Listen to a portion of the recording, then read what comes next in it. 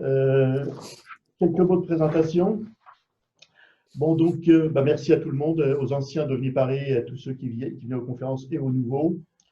Je vous remercie de nous avoir rejoints. Donc, OVNI Paris continue en dépit du confinement, bon, qui est terminé maintenant, mais qui nous a quand même posé des problèmes avec la salle. On ne pouvait plus utiliser la salle de conférence.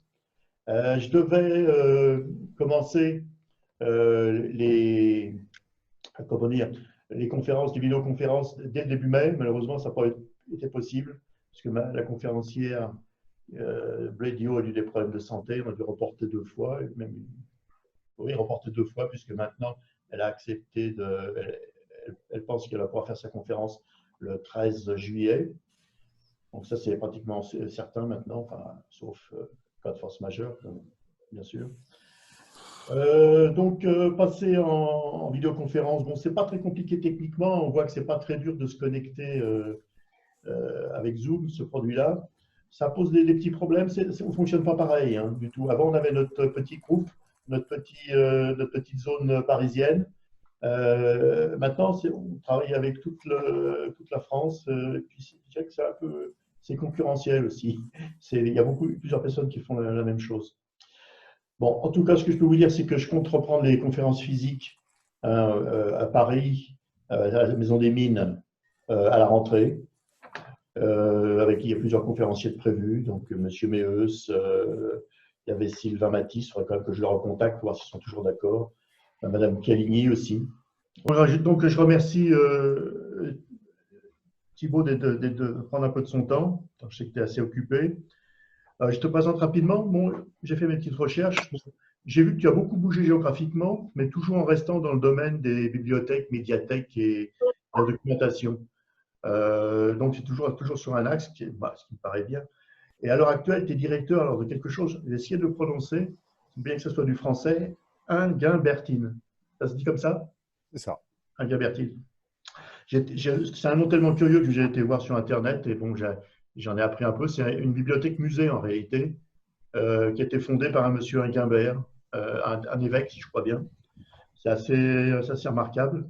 Ça doit être une très belle bibliothèque. Tu es aussi formateur, tu es bien sûr, ce qui nous intéresse encore plus ici, ufologue et écrivain. J'ai lu ton livre Un fait maudit il y a assez longtemps. Ça a été publié en 2007, donc ça doit être l'époque où je l'ai acheté, je l'ai lu. Il a été Et réimprimé là depuis fin 2019. Il est de nouveau j'ai disponible. là, je pense que les gens peuvent le voir. Oui, ça doit être une nouvelle impression. Tu as écrit aussi 2 tomes dans l'histoire de l'ufologie française, Le temps des sous-coupistes, que je viens de commander sur Amazon parce que j'avoue que je ne l'ai jamais lu. Et puis la suite, c'est Le temps des officiels. Alors ça, je l'ai lu récemment, puisqu'il est sorti fin de l'année. Je l'ai acheté au printemps. Euh, ah, je vais citer Amazon. Comme son titre l'indique, ce livre est constaté à l'intérêt porté par le monde politique, militaire, scientifique au phénomène des objets volants non identifiés. Et moi, ce que j'ai dit, parce que j'ai mis dans Facebook un petit commentaire, certes, mais j'ajouterais que ce livre est une somme, un travail vraiment sérieux et informatique. Je pense un peu de procès à lire, mais je le pense vraiment. Si, comme moi, vos connaissances sur le sujet sont floues, c'est l'ouvrage à posséder, à lire et à relire. Et j'ai particulièrement apprécié 2 choses en plus. Le chapitre sur l'ère Velasco, où j'ai trouvé beaucoup d'infos détaillées sur la vague de 1990 en France. C'est peut-être légèrement hors sujet, mais de mon point de vue, c'est très intéressant.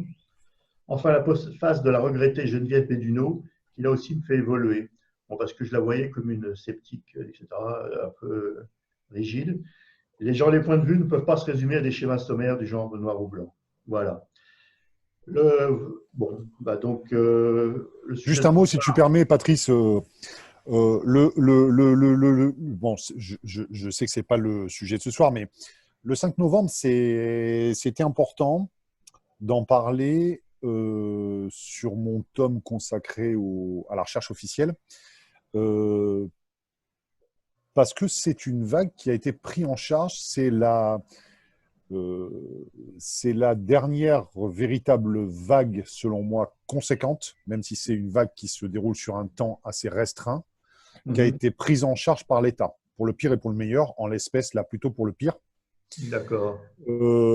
Mais ça explique aussi beaucoup des déboires qui ont suivi pour Jean-Jacques Velasco.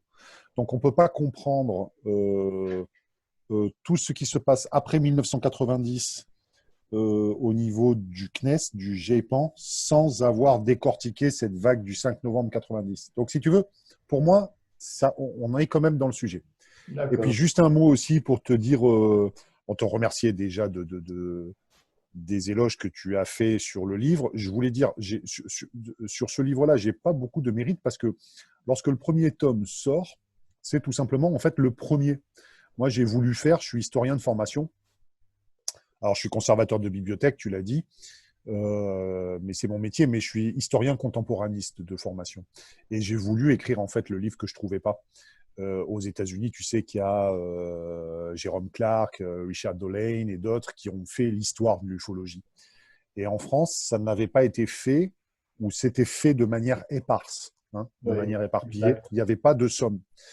Et je suis très heureux de constater que, à la suite de ces premiers travaux, aussi modeste soit-il, aussi vulgarisateur soit-il, parce que moi, c'est un travail de vulgarisation que j'ai fait, j'ai aucun problème avec ça, ce n'est pas un travail universitaire. Il y a une thèse qui est sortie, publiée chez mon éditeur, chez JMG, que je conseille d'ailleurs aux personnes qui ont envie de se documenter sur l'histoire de l'ufologie française. C'est la thèse de Manuel Virotte. Ah bah voilà. Oui, je connais. Et qui a suivi, si tu veux, mon travail. Donc, en fait, moi, quand le premier tome sort, bon, là, encore une fois, c'est pas compliqué de ne pas être mauvais dans la mesure où il n'y a pas d'équivalent. C'est oui, très con à dire, mais quand tu es le premier à faire un truc, tu peux difficilement le saloper parce qu'il n'y a pas d'élément de comparaison. La thèse de Virotte est beaucoup plus dense, beaucoup plus documentée, beaucoup plus sourcée, beaucoup plus référencée. Je l'ai, mais je ne l'ai pas lu. Et puis surtout, Virotte, il fait un travail universitaire, donc il est peut-être un petit peu plus dans la réserve avec son sujet. Moi, justement, du fait que ça ne soit pas un travail universitaire, j'ai pu beaucoup plus me lâcher et donner mon point de vue. Un point de vue qui est assez critique sur le GEPAN. Donc voilà, c'était 2 mots par rapport à ce que tu venais de dire, mais ça me paraissait important de le dire. D'accord. Écoute, bien que tu as déjà pris la parole, je vais te la laisser parce que je ne vais pas présenter le sujet contacter secte ufologique en France. Je pense que c'est à toi de le développer, de le présenter. Surtout que moi, je n'ai pas travaillé sur la question. Je connais Raël et je connais les temples solaires et puis ça s'arrête là. Ouais. D'où l'intérêt d'ailleurs de cette conférence. Alors, Thibaut, c'est à toi. Ok, bah je te remercie. Écoute, je suis très content d'évoquer ce sujet-là ce soir avec vous. Je vais essayer de regarder la montre parce que j'ai tendance à être un peu long si je me laisse aller, si je ne fais pas attention. Donc, je vais quand même, c'est bien, quand on est devant un écran d'ordinateur, on peut toujours regarder sa montre pour éviter de trop dépasser le temps. Pourquoi je suis content d'en parler? Parce que je pense que lorsqu'on intervient en matière ufologique, on se doit d'être extrêmement prudent parce qu'on manipule une matière qui est assez explosive. Ce que je vais essayer de démontrer dans cette intervention, c'est qu'il y a une puissance évocatrice du phénomène OVNI, un potentiel de suggestion des individus. Une forme d'attente messianique, d'une quête de sens, une recherche peut-être aussi d'être de quelque chose de salvateur. On ne rentre pas nécessairement en ufologie au hasard. Bref, on manipule une matière qui est, comme je te le disais, hautement explosive et qui, justement, parce qu'elle n'a pas été prise en charge par les instances académiques, est ouverte à tous. Alors, c'est à la fois la grande beauté de l'ufologie, c'est que c'est une science que le citoyen peut se réapproprier.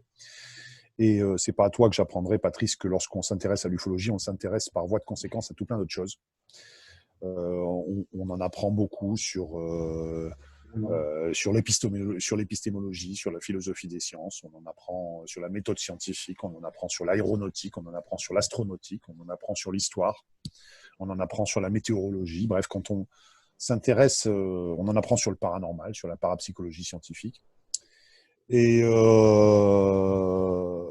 c'est donc, je veux dire, justement parce que ça n'est pas pris en charge par les instances académiques, il y a un risque que ce sujet soit pris en charge par des personnes mal intentionnées, ou en tout cas qui sont dans des délires psychotiques. Alors on va le voir, hein, ensemble. Moi, quand j'ai travaillé sur cette question des sectes ufologiques, j'ai eu l'impression, pendant les quelques mois où je travaillais ça pour mes livres, d'être vraiment rentré dans un asile d'aliénés. Hein. C'était vraiment ça. Mais bon, il faut considérer aussi que on est finalement là dans un mouvement que certains ont qualifié de fin de l'histoire. Hein. Mais en tout cas, on est dans un mouvement qui affecte profondément notre monde occidental, notamment les phénomènes religieux, qui à la fois d'un côté, dans certaines parties du monde, peuvent être en très grande croissance, et à la fois s'affaissent, notamment dans le monde occidental. Donc il y a une recherche indiscutablement de spiritualité. Certaines découvertes scientifiques nous ouvrent la porte vers des ailleurs. Je pense notamment à toutes les réalités autour des multivers d'aujourd'hui, qui tendent sans doute qui vont demain expliquer beaucoup de choses. Et donc, dans cette période un peu particulière, peuvent surgir des cultes nouveaux, des dissidences au sein des églises. On est dans une société individualisée, atomisée. L'ufologie ne peut pas ignorer ces dérives-là. Or, c'est un sujet, on en a parlé ensemble lorsqu'on préparait l'émission, c'est un sujet qui est très peu abordé en fait par les ufologues, qui jettent comme un voile pudique là-dessus, hein, comme si ça n'existait pas finalement, comme si on n'avait pas collectivement, dès qu'on s'intéresse à l'ufologie, voilà, une forme de responsabilité en fait quand on prend la parole, une forme de responsabilité vis-à-vis de ces questions-là. Les rédacteurs du rapport interministériel de lutte contre les sectes en France ne s'y sont pas trompés, puisqu'ils qualifient l'une des catégories des sectes qu'ils analysent de sectes ufologiques. Et dans l'esprit de certains négateurs du phénomène OVNI, des gens qui ne sont pas prêts à s'intéresser à ça, ufologie extraterrestre égale secte. Hein. Il ne faut pas oublier ça. Hein. Dans l'esprit de certains, la corrélation peut être faite. Donc, il me paraissait important d'évoquer avec toi, avec vous, cette question. Alors, j'ai parlé de l'étude des contactés et des sectes ufologiques en France, mais il me faut quand même commencer par dire deux mots sur les tout premiers contactés, anglo-saxons principalement, parce que ça brosse le tableau. Hein. Donc, ne vous étonnez pas si par moment je sors un peu de la France, et puis vous verrez que parfois j'évoquerai des sectes qui peuvent avoir une base qui est étrangère, mais qui s'est développée ou qui se sont développées en France. Donc, l'histoire des contactés, en fait, nous, on en retient surtout l'histoire des années 50, hein, du XXe siècle, où là, il va y avoir vraiment une vogue des contactés, notamment des contactés américains. Mais en réalité, la petite histoire des contactés, elle commence en 1866, avec un certain William Denton et sa famille qui prétendent voyager vers Mars par des vibrations psychiques et déjà recevoir des messages d'entités extraterrestres. Tous les membres de la famille apparemment possédaient ce pouvoir, mais c'est le jeune Sherman qui apparemment était le plus talentueux des récepteurs. Je cite un livre qui s'appelle UFO Trek, qui est paru en 1977 par Warren Smith. Il revendiquait la capacité de pouvoir projeter sa conscience dans l'outre-espace et d'ainsi pouvoir faire des voyages mentaux vers Mars et d'autres planètes. Il a affirmé avoir observé les Martiens sur leur propre planète. Ils avaient une civilisation utopique et leur population ne différait pas de celle de la Terre. Pourtant, affirmait Sherman, les Martiens étaient plus avancés que les Terriens. Ils voyageaient dans des objets volants individuels, dit le jeune Denton, mais par ailleurs, ils étaient en tout point semblables aux hommes de la Terre. Dans une foule, le Martien, habillé comme tout le monde, ne pouvait pas être détecté. Denton affirmait que les Martiens gouvernaient la Terre. Ils venaient dans notre monde dans le but d'étudier notre société. Alors, en 1898, une certaine Catherine Elise Müller, qui va être mieux connue sous le nom de Helen Smith, va être internée à Genève. Elle aussi, donc en cette fin de 19e, prétendait avoir rencontré un Vénusien qui lui aurait appris sa langue. Donc elle tombait dès lors régulièrement en état d'hypnose lors de ses communications avec les extraterrestres. Les traces manuscrites de l'écriture vénusienne, telles que retranscrites par cette Helen Smith, vont se révéler être une sorte de mélange d'alphabets cyrillique, hébreu et arabe. Donc, mais c'est dire que l'histoire est quand même ancienne. Là, je vais essayer de vous montrer différentes petites choses. Voilà, super. Normalement, vous êtes censé voir maintenant. Donc, Elisabeth Clarer. Avec Elisabeth Clarer, en fait, les récits vont se structurer. Elle prétend vraiment totalement en lien avec les contactés beaucoup plus récents qu'on peut connaître, ceux des années 50, 60 et 70 principalement, avoir été confrontée donc, à des entités et à leurs vaisseaux dès la petite enfance. Clarer va raconter qu'à l'âge de 45 ans, elle reconnut dans un grand Vénusien son âme sœur et elle va concevoir avec lui un enfant sur une planète aux confins de Proxima du Centaure. Donc ça, c'était pour vous montrer. Alors, ça n'est évidemment qu'un tout petit, un infinitésimal assortiment d'exemples. En fait, ce que je voulais vous montrer, c'est que on est déjà dans quelque chose qui commence à se rapprocher de l'endoctrinement sectaire au travers de ces récits de contactés. Et ces récits de contactés qu'on a souvent tendance à situer avec, on va le voir, Béthurium, Adamski, dans les années, encore une fois, 50, 60. En fait, ils sont beaucoup plus anciens.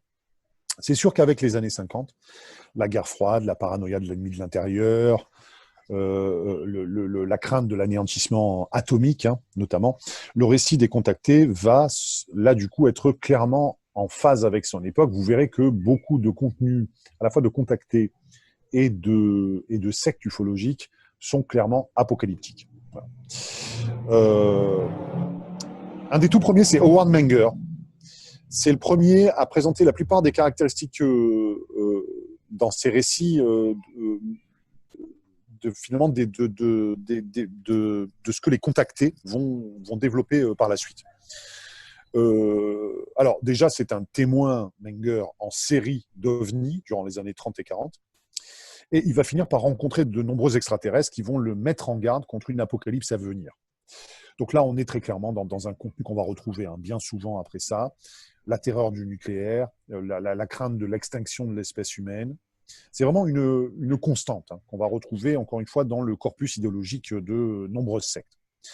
Menger va faire de nombreux voyages en soucoupe, notamment vers la Lune. Thibaut, tu m'entends? Oui.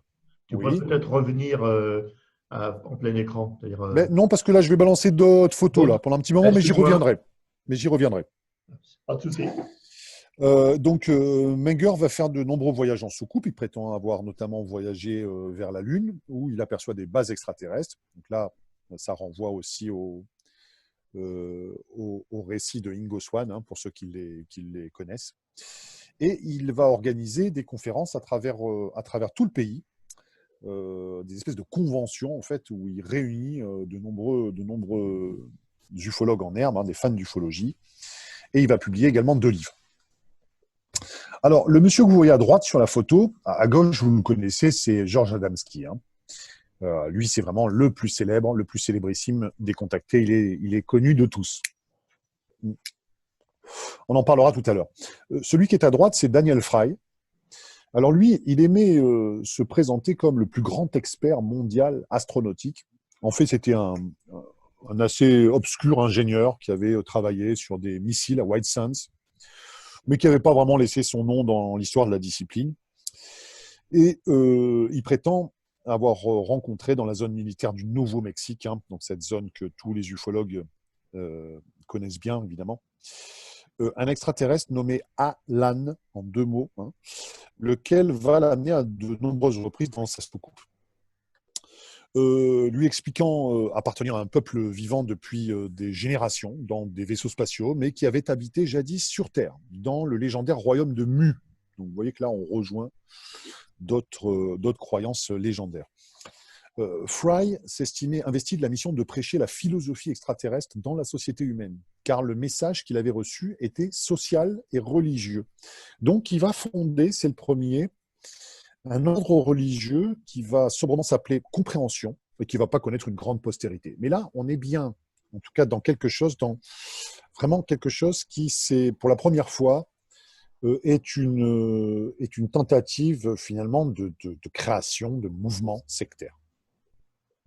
Pour la petite histoire, Fry, qui va passer à la télé au détecteur de mensonges, va échouer lamentablement au test devant des millions d'Américains, ce qui ne va pas contribuer évidemment à le rendre plus crédible qu'il n'est.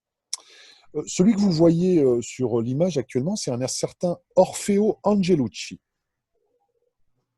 qui va, à partir de mai 52, un petit peu avant Adamski, développer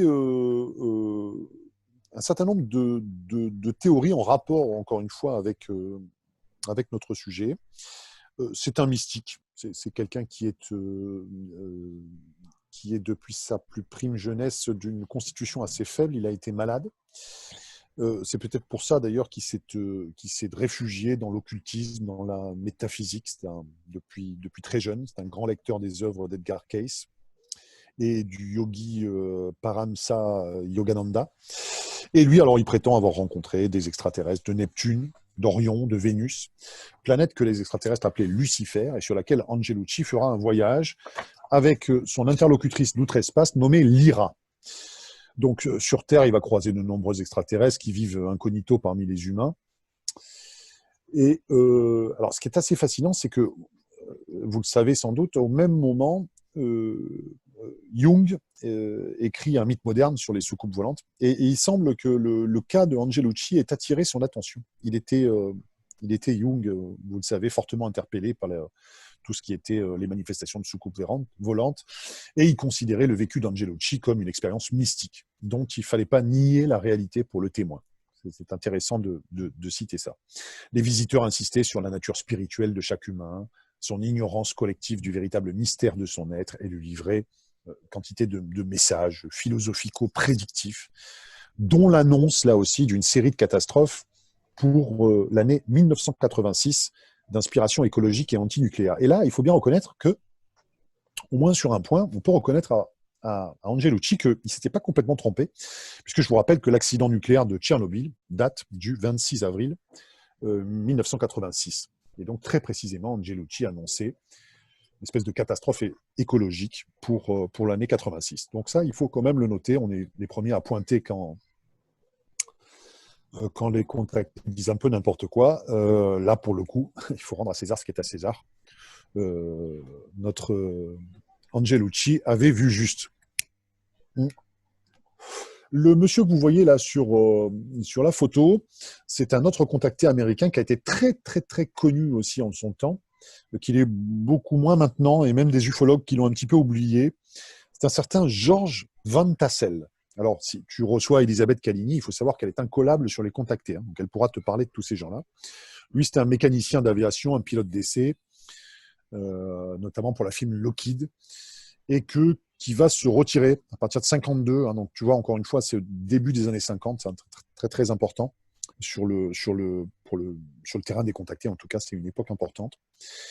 Donc, il va se retirer sur un terrain abandonné de Giant Rock dans le désert Mojave, en Californie, avec sa femme Eva et ses 3 filles. Il va rouvrir un aéroport abandonné, un café qui s'appelle The Common Inn.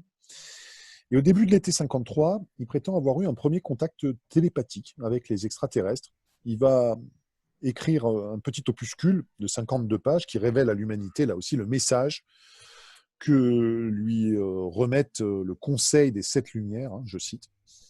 Et puis, il va organiser la même année, donc en 53, la première convention des vaisseaux spatiaux interplanétaires à l'aéroport de Giant Rock, où notamment vont être invités nombre de contactés de figures de l'ufologie, donc Adamski, Angelucci, Bethurum, Gerald Heard, le Major Keogh, hein, Frank Scully, le premier ufologue véritable, Ray Palmer, George Hunt Williamson, Desmond Leslie, Daniel Fry, enfin bon, beaucoup d'autres. Il faut savoir qu'à l'époque, beaucoup d'ufologues ne voient pas nécessairement d'un mauvais œil ces contactés.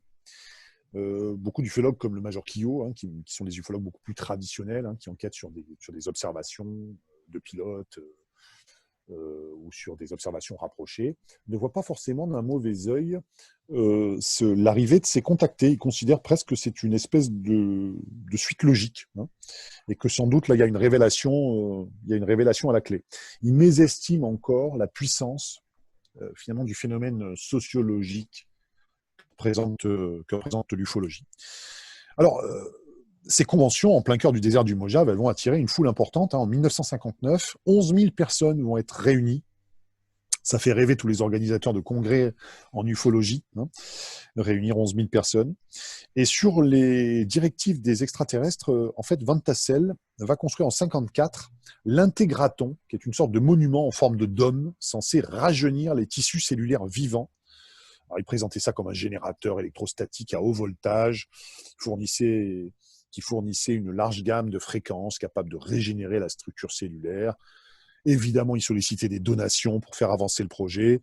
Et à la fin de sa vie, il va laisser Van Tassel que quelques livres sur le voyage temporel et sur le rajeunissement, qui étaient des domaines qui l'intéressaient fortement. La personne que vous voyez là actuellement sur l'image, c'est un autre contacté très important aussi, qui s'appelle Truman Bethurum.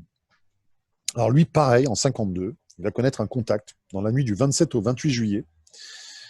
Et alors qu'il se réveille d'un somme dans son véhicule, sur le bord d'une route du Nevada, il va se trouver entouré d'êtres de petite taille, qui sont tous vêtus d'un uniforme. On va l'amener jusqu'à une soucoupe en sustentation, toute proche, dans laquelle il va rencontrer la capitaine Aura Raines. Une splendide créature, évidemment. Donc là, on est dans des récits de science-fiction, hein. Douce, sensible et intelligente, avec lequel il va avoir une longue conversation. Hein. Alors, on voit que les fantasmes de certains contactés sont loin d'être étrangers à cet archétype de l'émissaire grande, blonde, forcément avenante. Hein. Les extraterrestres donc décrits par Bethurum sont issus de la planète Clarion, opportunément et continuellement cachés aux yeux des humains derrière la Lune. La population y vit, alors là on est dans un rêve, hein, dans une félicité permanente, loin des guerres, des famines, des calamités qu'on peut connaître sur Terre. Et Bethurum, justement, parce qu'il nous renvoie à une image finalement extrêmement sympathique, hein, de la vie extraterrestre, va devenir une figure médiatique aux États-Unis. Il va être l'auteur de plusieurs livres sur ces rencontres, sur les mœurs de la planète Clarion. Donc c'est quelqu'un qui va avoir une grande audience en fait à l'époque. Et puis, bien sûr, il faut absolument dire un mot sur George Adamski, même si on a bien compris, hein, depuis le début de mon intervention, que cette histoire des contactés, elle est beaucoup plus ancienne, elle date au moins du commencement de la fascination pour Mars, hein, donc c'est-à-dire on est plutôt vers la fin du 19e.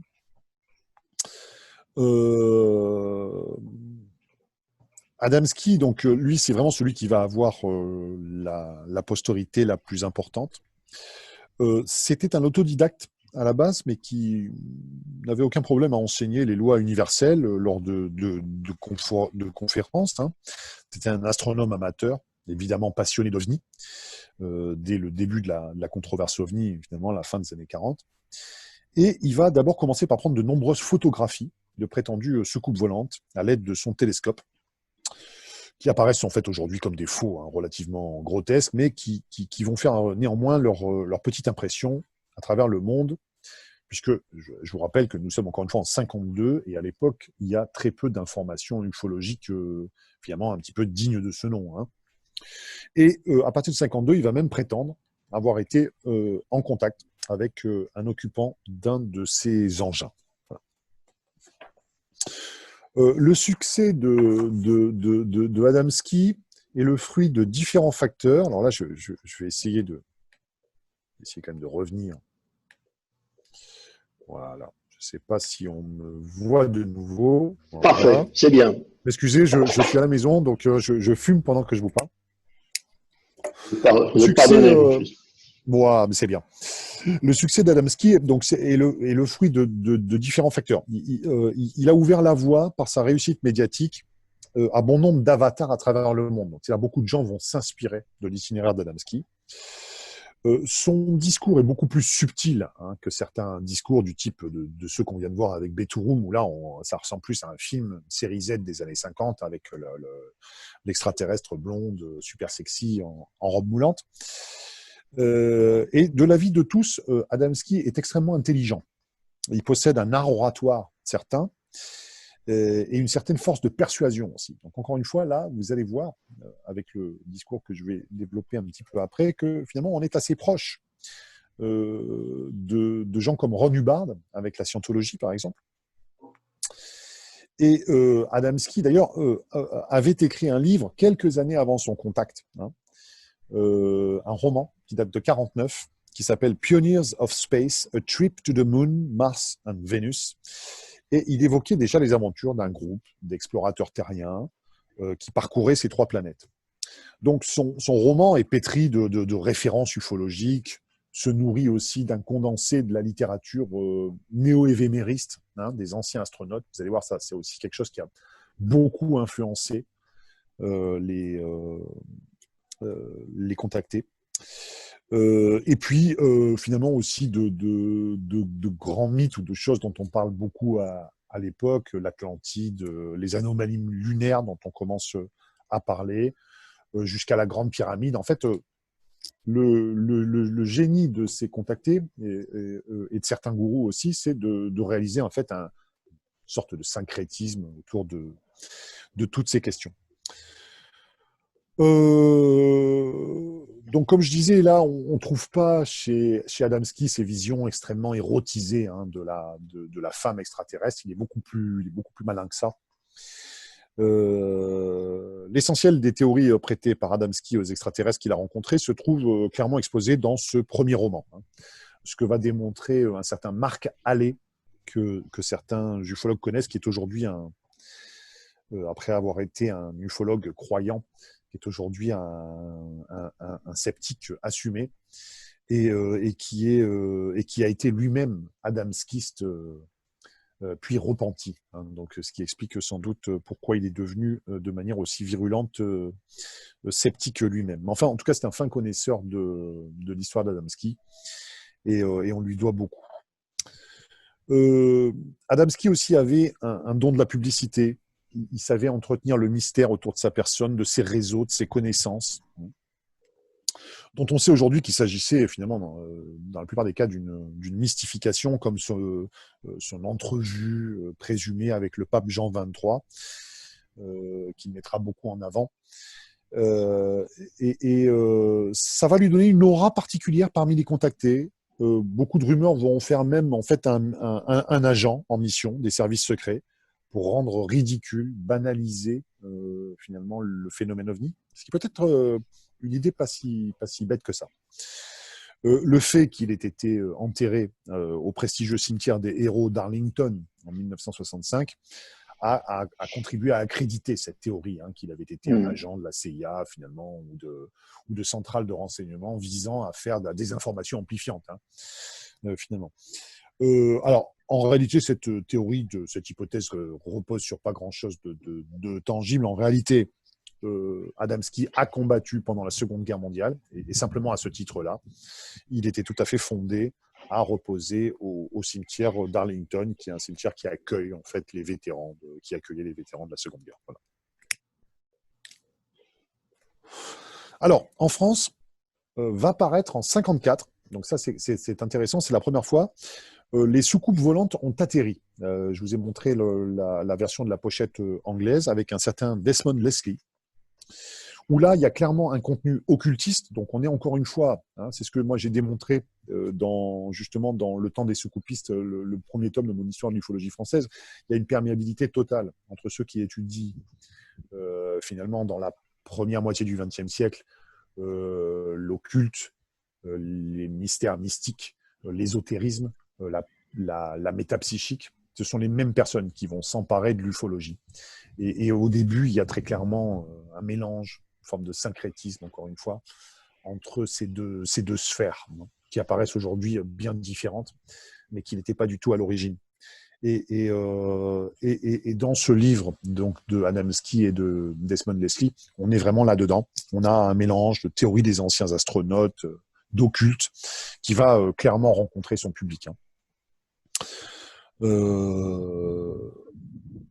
À cette époque, l'historien Cyril Le Tallec, qui est un spécialiste justement des sectes ufologiques, note à ce propos que, je le cite, une revue parisienne de fort belle facture, Astro-Odyssée, proclama alors immédiatement que les soucoupes volantes venaient pacifiquement de la planète Vénus et qu'elles devaient se manifester à nouveau entre le 17 mai et le 14 juin 1954.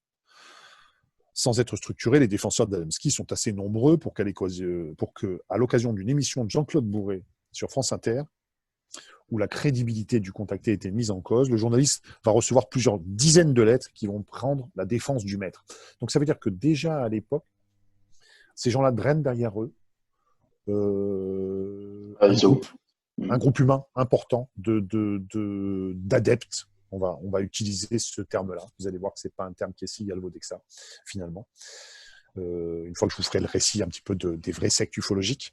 Et donc, vous voyez que finalement, on n'est pas si loin dans le phénomène entre ce qui se passe avec les premiers contactés et les sectes qui vont se monter. On est exactement dans les mêmes récits, le même morphotype de rencontres avec des entités extraterrestres et les mêmes messages, souvent apportés, encore une fois, apocalyptiques. Alors, je ne vais pas insister plus que ça parce qu'il faut quand même qu'on avance sur Adamski. Et je vais tout de suite vous parler du Centre d'études Fraternité Cosmique. Alors, dont vous avez peut-être entendu parler parce que celui qui l'animait, qui était un Sicilien qui s'appelait Eugenio Siragusa, a eu quand même une certaine forme de gloire à un moment donné. Voilà, normalement, vous devez voir la bobine une belle casquette patibulaire du sieur Eugenio Siragusa. Alors, le Centre d'études Fraternité Cosmique, il est fondé en 1962 par un ancien fonctionnaire de l'octroi de Catagne, donc Eugenio Siragusa, qui va bénéficier dans les années 70 d'une certaine notoriété, et pas seulement dans son pays d'origine, l'Italie, hein, avant que finalement son principal animateur ne soit contraint de rendre compte de ses agissements face à la justice et aux anciens adeptes. Donc là, on va vraiment voir que là, c'est vraiment le démarrage de quelque chose qui est vraiment une pure secte ufologique, et avec tous les abus qu'on retrouve traditionnellement dans les sectes. Alors, toute son histoire commence, alors c'est rigolo, parce que décidément, tandis que je vous parle, je suis en train de m'apercevoir de quelque chose que je ne m'étais pas forcément aperçu, mais alors cette année 52, elle a été particulièrement prolifique en matière de création de contenu, de récits de ce type-là, puisque l'histoire de Siragusa, elle commence le 25 mars 1952, qui est le jour de son 33e anniversaire, où là, un rayon lumineux provenant d'un ovni est projeté sur lui et produit, selon ses propres termes, je le cite, une sorte de redimensionnement de ma personnalité et de tout mon être. Alors, 10 ans plus tard, en avril 62, sur les flancs de l'Etna, il va entrer en contact avec 2 extraterrestres se disant messagers de Dieu. Siragusa se considérait lui-même comme une réincarnation de l'Hermès Trismégiste, de l'apôtre Jean, de Giordano Bruno, de Cagliostro également, et même de Rasputin. Donc, il était en liaison permanente avec un être suprême, céleste, nommé Adoniésis, le consolateur. Et puis, donc Siragusa, puis ses successeurs, les frères Bon Giovanni, rattachaient les ovnis aux visions mariales. Hein. Donc là, encore une fois, on le voit, on est dans vraiment quelque chose, la religion. Encore une fois, j'insiste là-dessus, de très syncrétique, hein, avec beaucoup de choses. Donc là, ici, c'est la religion, mais finalement, c'est un peu toujours un peu toujours la même histoire. Hein. On prend différentes choses et on les mélange. On les mélange avec des croyances ufologiques, je dirais, bon teint. Alors là, je suis en train d'essayer vainement de revenir, de sortir, excuse-moi Patrice, c'est une catastrophe. Hein, de faire ça en même temps que je parle, c'est super difficile. Alors, Et ça marche pas. la prochaine fois, c'est moi qui le ferai pour toi. Ouais. C'est ce qu'on avait dit au début et c'est ce qu'il aurait fallu faire. Parce que là, du coup, tu vois, là, vraiment, je n'arrive pas à revenir sur mon… Je suis Euh, désolé, je n'arrive pas à revenir sur ma tronche. Donc, je ne je sais sais, pas comment faire. je Je sais sais pas. pas si je peux le forcer pour toi. Demander le contrôle à distance. Arrêter le partage du participant. Oui, boum, c'est bon. C'est plein écran. D'accord, super.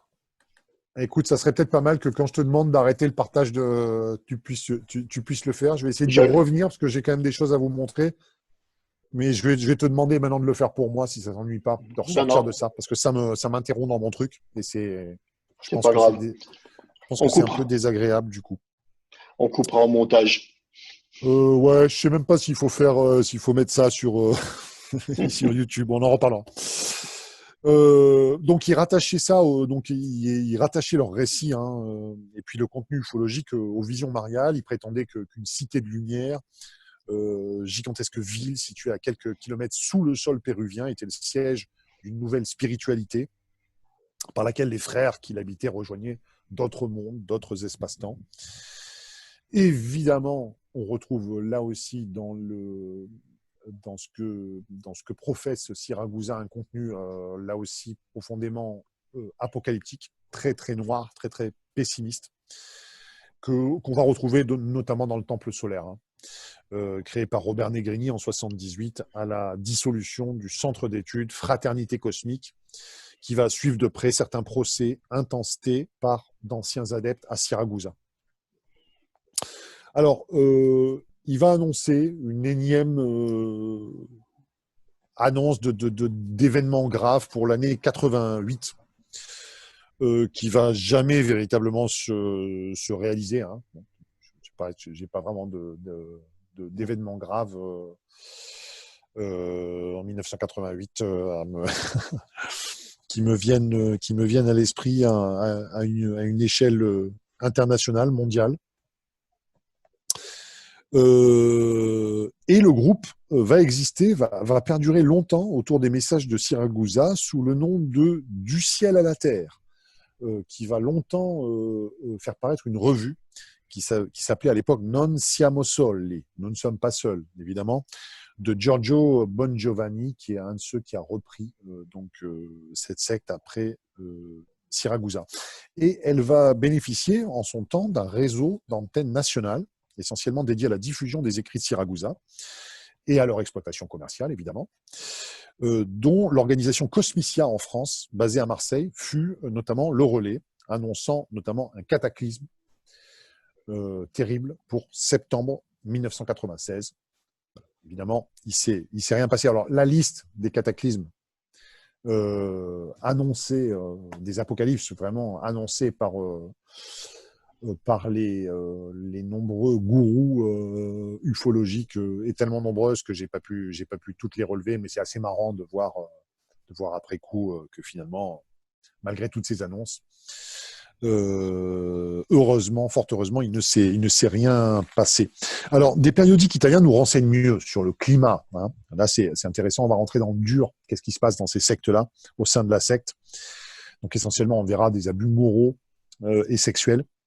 Et puis des escroqueries, qui sont là les trois piliers, ce que je viens de dire, hein, des fondamentaux finalement de la pratique sectaire.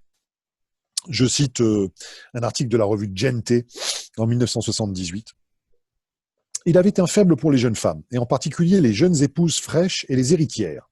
Il disait être en contact avec les extraterrestres qui, de temps en temps, venaient l'enlever pour lui faire un voyage à bord de mystérieuses nacelles dans des mondes inconnus et lointains. C'est une belle jeune mariée qu'il a envoyée en prison. Il est accusé de séduction, de violence charnelle et d'escroquerie. Il s'appelle Eugenio Siragusa. Ce singulier personnage, il a 62 ans, une épouse qu'il a abandonnée depuis longtemps et 2 fils de plus de 30 ans. Il a les cheveux blancs, un visage d'ascète. Il avait une méthode infaillible pour conduire les filles dans sa couche nuptiale. Quand il posait les yeux sur une des adeptes de la fraternité cosmique, la communauté qu'il avait fondée une vingtaine d'années auparavant, il la prenait à part et lui tenait à peu près ce discours. « Tu sais, chérie, nos amis les extraterrestres ont décidé que tu seras la mère d'un prophète. » Je ne sais pas si ça vous rappelle quelque chose, ça pour ceux qui connaissent un peu les Raéliens. On est en plein là-dedans. Raël, vous verrez, n'a rien inventé du tout. Tu seras la mère d'un prophète, le prophète Élie, qui sauvera la planète Terre de la catastrophe. Le grand chef en faisait pour quelques semaines sa compagne d'alcôve et la contraignait naturellement au silence en menaçant sa famille et elle-même de choses terribles quand il n'en voulait plus et lorsqu'il désirait passer à une autre. Voici ce qu'il disait. Écoute chérie, nos amis les extraterrestres m'ont assuré que tu n'as pas les qualités nécessaires pour enfanter un prophète. Malheureusement, nous devons renoncer à notre programme, mais ne crains rien, tu n'es pas la seule à ne pas avoir ces qualités. Mon épouse a mis au monde 2 fils et aucun des 2 n'est prophète. Je cite la revue GNT. C'est très bon. Personne ne nous a demandé de nous suicider, disent les adeptes de Siragusa, mais si le chef nous l'avait demandé, personne n'aurait refusé, parce que personne n'était en mesure de refuser.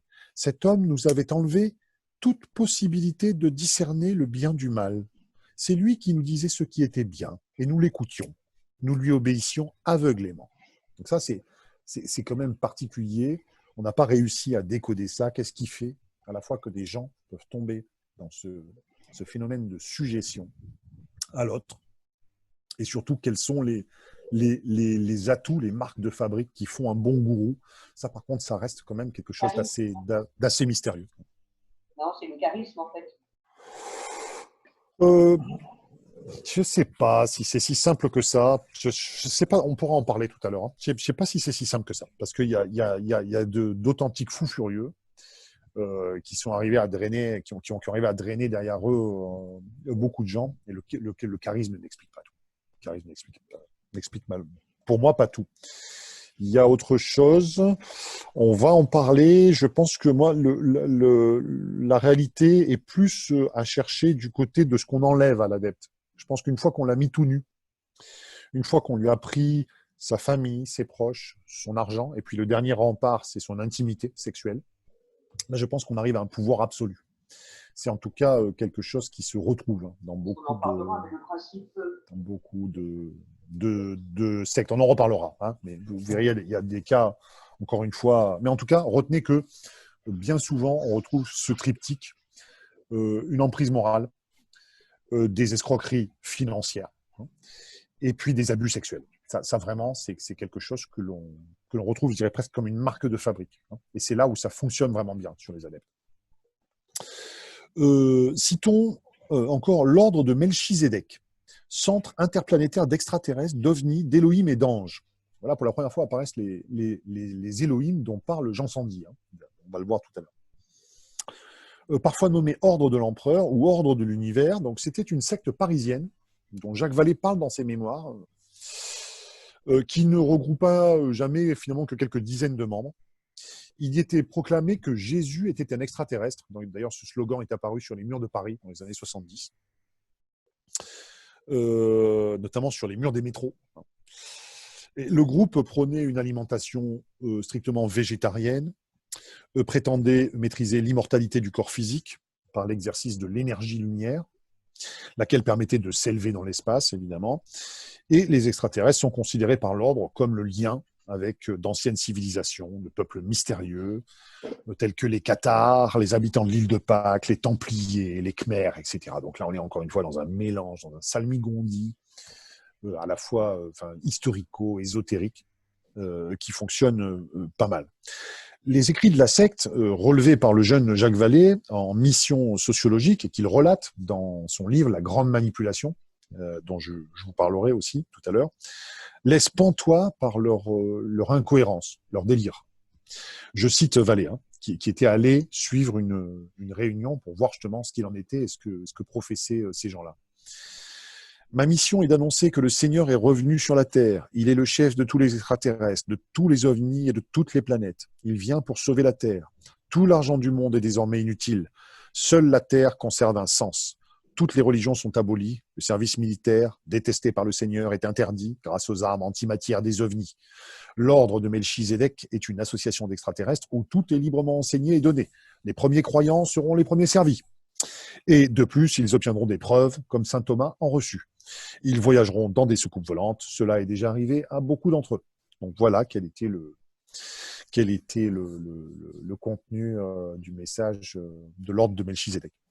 Alors selon Dominique Sandry, dans un livre paru en 1978 qui s'appelle « À la recherche des sectes et sociétés secrètes d'aujourd'hui », pour ces marginaux de la foi, je le cite, qui mêlent en un même système Dieu et les ovnis, le végétarisme et l'immortalité, le prince de Melchizedek, c'est le Seigneur lui-même en chair et en os. C'est le plus grand des extraterrestres. Il commande à Jéhovah lui-même qui a créé la terre et à tous les autres dieux de l'univers. Il connaît les secrets des voyages interplanétaires et de l'immortalité. Plus loin, et à propos de Sina Lokiek, qui était une prêtresse de l'ordre par procuration, détentrice du secret de l'immortalité physique du corps, Sandry nous livre une anecdote assez cocasse, je le cite encore une fois.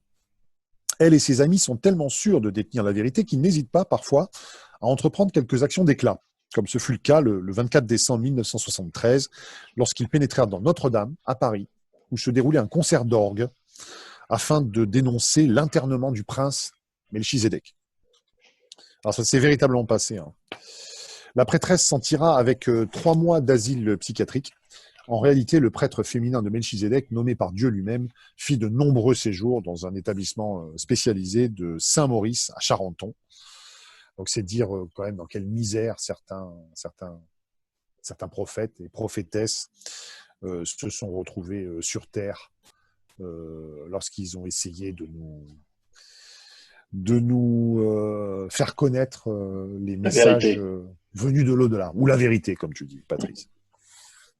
Alors, on va citer un autre mouvement qui s'appelle l'Association Ontologie et Mysticisme Ciel-Terre, OMCT, créée en 1967 par Jean-Pierre Barthelet, qui était très proche finalement de la fraternité de Siragusa.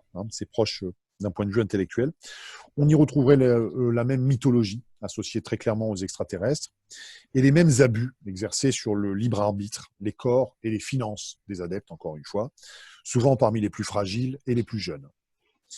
Les statuts associatifs de l'OMCT déposés à la préfecture de Nancy en 1976 précisaient alors, je cite, que le groupe se donnait pour but l'étude, la diffusion et l'application des données ontologiques primordiales transuniverselles en vue de l'élévation spirituelle, mentale et physique. J'ai mal à la tête, là. Arrête. C'est compliqué. Pour l'organisation, les extraterrestres donc, avaient quitté la Terre il y a 12 000 ans, avaient colonisé d'autres mondes où leur nature se serait transformée jusqu'à devenir très différente de la nôtre. Alors, le Talek, historien que j'ai cité tout à l'heure, évoque les pratiques de l'OMCT. Je le cite encore une fois. Les 2 fondateurs terrestres de l'OMCT diffusaient alors des lettres mensuelles, se qualifiaient de chercheurs de lumière et proposaient finalement aux novices un programme d'initiation distillé par correspondance et par télépathie. Selon un document interne à l'association Ontologie et Mysticisme Ciel-Terre, les adeptes y étaient en liaison avec les êtres sublimes ou les initiateurs primordiaux, lesquels avaient repris pied sur Terre en 1971, après avoir préparé, investi d'autorité longtemps au préalable, quelques hommes et femmes de cette planète, afin de permettre à ceux-ci de coopérer totalement à leur mission de rétablissement de la vérité primordiale éternelle. Et le document précisait même avec un geste de lucidité qu'on pourrait croire ces propos résolument utopiques ou délirants. Je cite les propres propos de la secte. Alors, l'OMCT se distingue pour la première fois par sa proximité avec des ordres de chevalerie. On va y revenir forcément quand on va parler de l'ordre du temple solaire. Et de fonctionnement finalement qui les rapproche d'organisations maçonniques ou rosicruciennes, Rose-Croix, par un contenu occultiste, spiritualiste, ainsi que par une très forte hiérarchie en interne, ça c'est important aussi, qui présente le double intérêt d'encadrer étroitement la vie des adeptes et d'offrir à certains des titres, des positions institutionnelles qui ne sont pas offertes aux autres. Donc, on commence par distinguer les adeptes aussi entre eux. C'est un très bon moteur pour l'endoctrinement. Loin de l'ouverture finalement dont vont faire preuve les Raéliens, hein, dont on va parler un petit peu plus tard, l'OMCT se présentait comme vraiment particulièrement élitiste. Les chevaliers de l'OMCT s'inscrivaient dans un renouveau sectaire de la chevalerie au cours des années 60 et 70, où le contenu finalement ufologique de ces croyances était diversement mis en avant par souci de crédibilité. Mais enfin, il était quand même bien présent. Hein.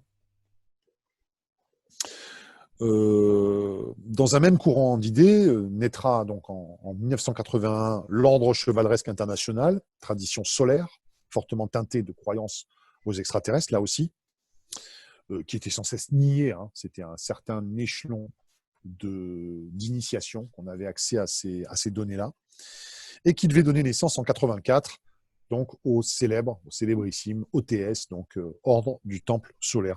Ces deux créations successives plongeaient leurs racines dans un ordre souverain du Temple solaire, OSTS, qui avait été fondé, là aussi, encore une fois, en 1952. Décidément, c'est une année peu ordinaire pour les sectes et les contacts avec les extraterrestres, au sein duquel on croyait déjà en l'existence d'Héliopolis. Héliopolis, ça vous parlera certainement pour ceux qui suivent l'actualité ufologique. Il y a un certain Antolma, je ne sais pas si ça vous parle, qui en a beaucoup, beaucoup reparlé d'Héliopolis. Mais vous voyez que les choses ne viennent jamais au hasard. Très souvent, il y a une reprise comme ça régulière de thèmes, de thématiques qui ont déjà été abordées par d'autres. L'historien de l'occultisme Serge Caillé note les liens puissants qui unissent ces ordres mystiques templiers et qui vont mener au drame du Temple solaire. Je le cite là aussi. Un manifeste officiel de l'ordre, l'OSTS, publié en 1975 sous la signature de Péronique, qui semble désigner Robert Chabrier, et le titre « Pourquoi la résurgence de l'ordre du Temple ?» témoigne de la très singulière doctrine de cet ordre, sans rapport avec la pensée de Jacques Brière. On y découvre en particulier le thème de Sirius, dont une des planètes, nommée Hippolytas, est identifiée à Héliopolis, la cité du soleil des hermétistes.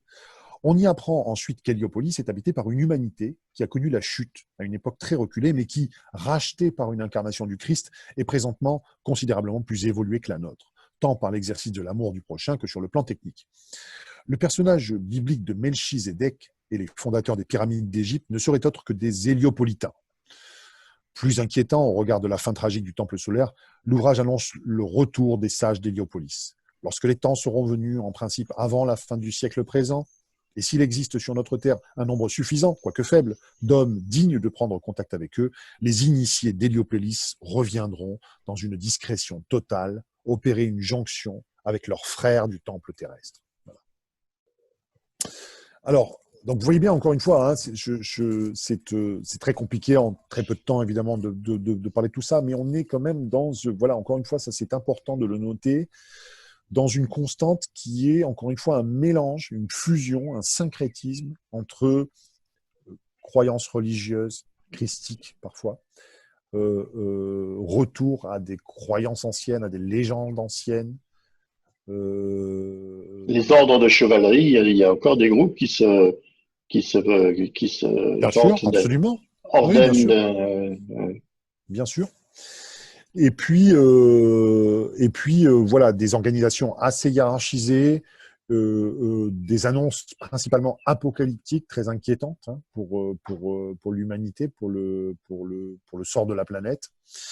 Et puis une croyance en des entités hein, extraterrestres hein, très évoluées qui sont en interaction avec nous. Comme pour le Centre d'études Fraternité Cosmique, Ontologie et Mysticisme Ciel-Terre, là, on est avant tout, encore une fois, dans le lieu du pouvoir total du gourou sur les adeptes.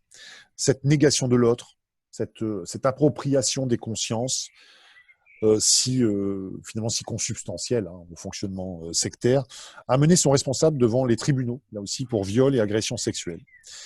Et dans cette perspective, la mort de l'adepte apparaît presque finalement comme la dernière étape, la plus totale des manifestations du pouvoir du gourou sur les siens. Finalement, je t'ai pris ta famille, je t'ai pris ta pensée, je t'ai pris ton libre arbitre, je t'ai pris ton argent, je t'ai pris ton intimité sexuelle, Et si je te prenais ta vie, finalement, c'est ce qui va se passer avec notamment l'OTS. Hein.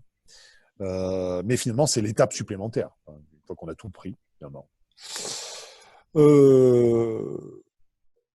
Je cite une dépêche de l'AFP qui date du 10 septembre 2001 concernant donc Jean-Pierre Barthelet. Hein. Jean-Pierre Barthelet, directeur d'études de l'association ONCT, Ontologie, Méthodique, Culture et Tradition, classé comme secte par la commission parlementaire, est accusé d'agression sexuelle sur 2 jeunes filles âgées de 14 et 10 ans et de viol sur un garçon âgé de 11 ans au moment des faits. Le gourou qui avait créé l'ONCT en 67 pratiquait ce qu'il appelait des initiations au corps sur les jeunes enfants que les parents lui avaient confiés dans le cadre d'un enseignement philosophico-religieux. Il les obligeait à se déshabiller et leur prodiguait notamment des caresses intimes. Circonstance aggravante, l'homme exerçait une forte emprise sur ses victimes qui le considéraient comme un guide, leur dispensant des cours particuliers et qui n'hésitait pas à les menacer en cas de désobéissance, leur promettant qu'ils seraient foudroyés ou que le monde irait à sa perte s'ils refusaient. Il légitimait également les faits par des explications religieuses ou spirituelles et avait par exemple réussi à persuader une de ses victimes qu'elle était la seule à pouvoir sauver le monde et que dans une autre vie, il était marié avec elle. L'homme, âgé de 64 ans, avait été interpellé et écroué en mars 1999 alors qu'un médecin de la protection maternelle et infantile eut dénoncé les faits qui se déroulaient dans les locaux de la secte. Donc vous voyez, là, on commence à rentrer dans finalement quelque chose qui est nettement moins drôle.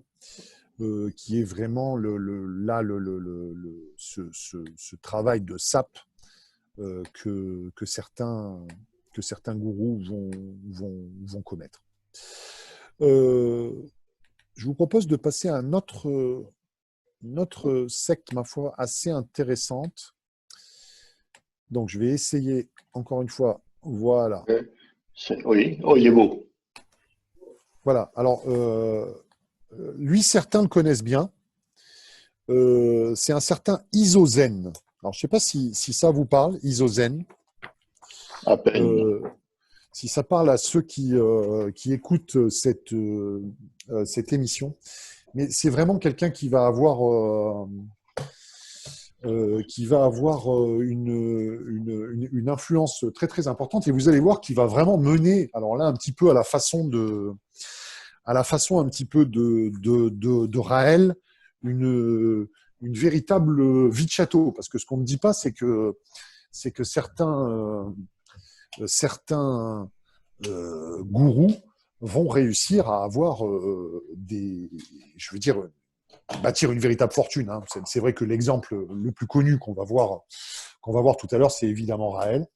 Mais Isozen, vous allez voir qu'il va avoir à un moment donné une certaine postérité, hein, et il va réussir, vous allez voir, à vivre une vie extrêmement sympathique, hein, quand même, hein, que beaucoup lui envieraient. Alors, en 66, Isozen, pour internelle synthèse opérative, zététique, énergétique et nucléonique, les chemins de la jonction cosmique, était fondé donc par Jean-Paul Appel.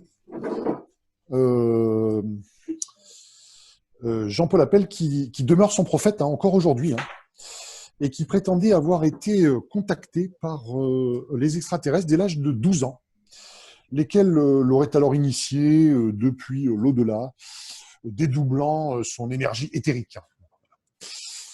Tu n'es plus devant la caméra, non? Allô, oui? Tu es devant la caméra?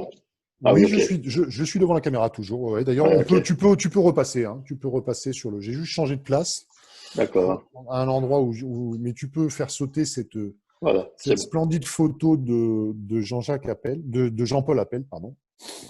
Alors, un des buts de l'organisation, dont la prose deviendra peu à peu totalement invisible, aurait été de faire savoir que l'étoile alpha du Centaure devait recevoir les humains qui échapperont aux catastrophes terrestres. Alors, l'organisation réservait un accueil empressé aux néophytes, montrait un souci constant de l'écologie, hein, ça c'est vraiment quelque chose qu'on retrouve, puis surtout de la vie spirituelle. Je ne sais pas si vous êtes si je suis toujours en ligne. C'est parfait. Ouais. Tu peux enlever la photo si tu le souhaites. Hein. C'est fait. C'est fait. D'accord, parce que moi je suis toujours dessus, donc je vais revenir, hop, sur mon écran. D'accord, ok, je partage plus ça donc du coup. Hein. Et puis surtout d'une vie spirituelle intérieure enseignée par les extraterrestres. L'adepte donc devenait un peu à peu décodeur de circuits, cadreur énergétique, décrypteur du relais ou même cadre infesté de morts. Je cite vraiment la terminologie en vogue donc chez les adeptes de Isozen. Une des grandes activités des jeunes gens d'Isozen et du prophète du même nom semblait être par-dessus tout de baliser notre planète afin d'attirer l'attention de nos supérieurs intersidéraux. C'était donc, entre guillemets, vraiment leur fonction principale.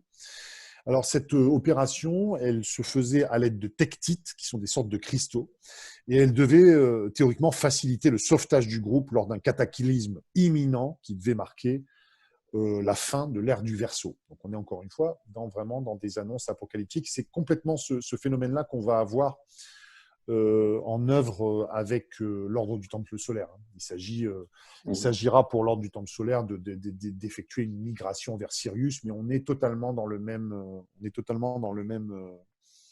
dans le même champ. D'autres cristaux, d'ailleurs, de plus petite taille, devaient distinguer, d'autre part, immédiatement, aux yeux des supérieurs intersidéraux, des humains dignes d'être sauvés. Donc, ce mouvement, finalement, va connaître une certaine postérité.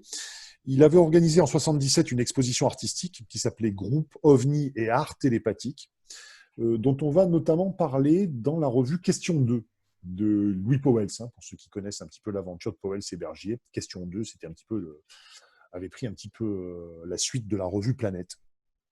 Et puis, Isozen va se doter d'une Bible, finalement, au travers d'une BD qu'il va réaliser avec un dessinateur. Bon, lui, Appel, va être le scénariste de cette BD.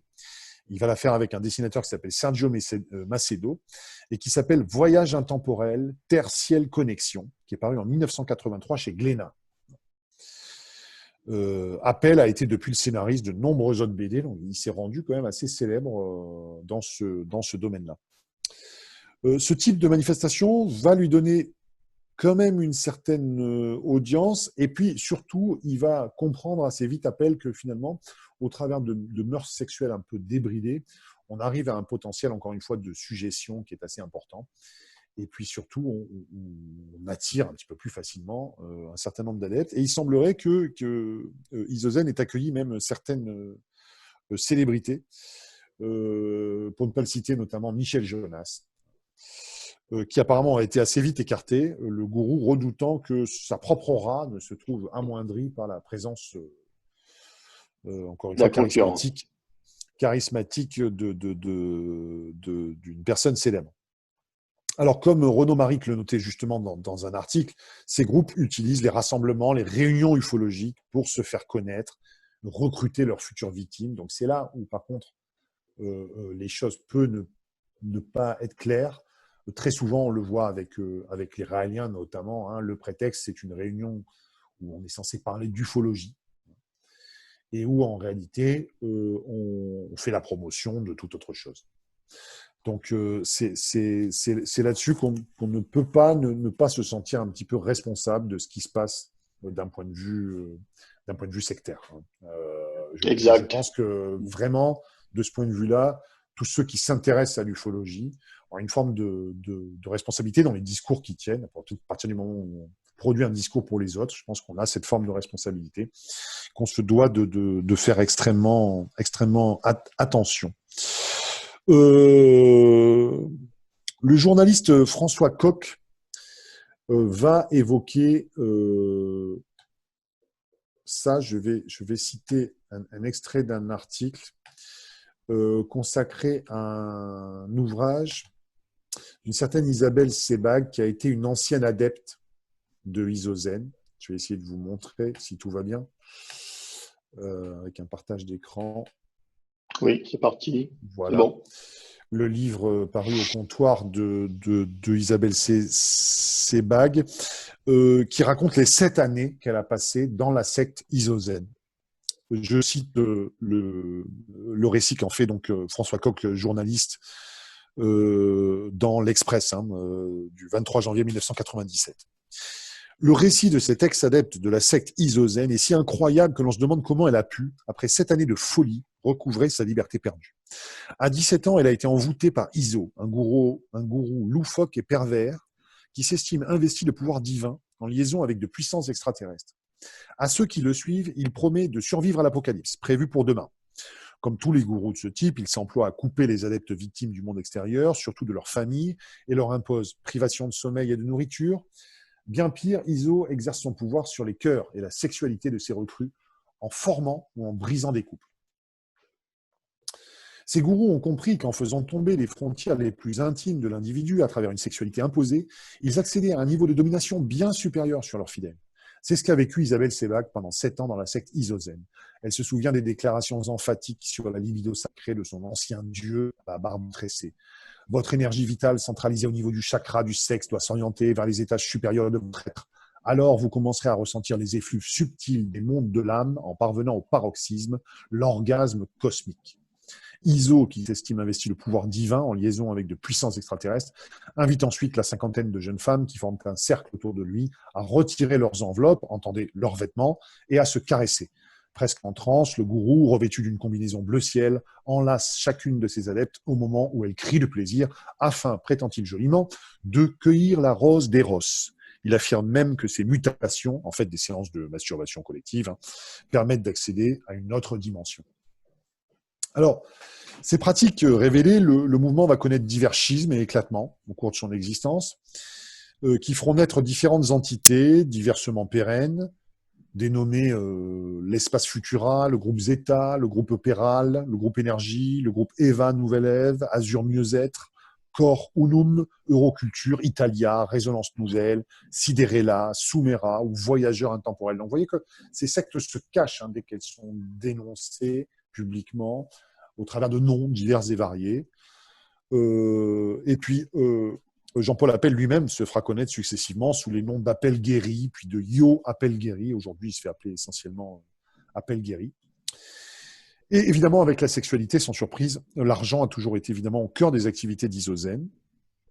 Avec, aussi dingue que ça puisse paraître, avec son activité, il a pu s'acheter un château, le château de Jogy, qui est situé sur 18 hectares à Gièvres, dans le Loir-et-Cher, qu'il a transformé en hôtel-restaurant pour le rentabiliser. Et puis, finalement, comme tout se passait bien pour lui, Jean-Paul Appel a investi vers la fin des années 80 dans une petite flotte de bateaux sur lequel ses fidèles les plus proches et lui-même vont se mettre à complètement s'installer et lire domicile, essentiellement donc sous les tropiques. Les informations sur leur site internet et le rapport parlementaire français de 98 semblent indiquer que le groupe compte en son sein et cherche à recruter des professeurs d'université au travers de l'organisation de concours.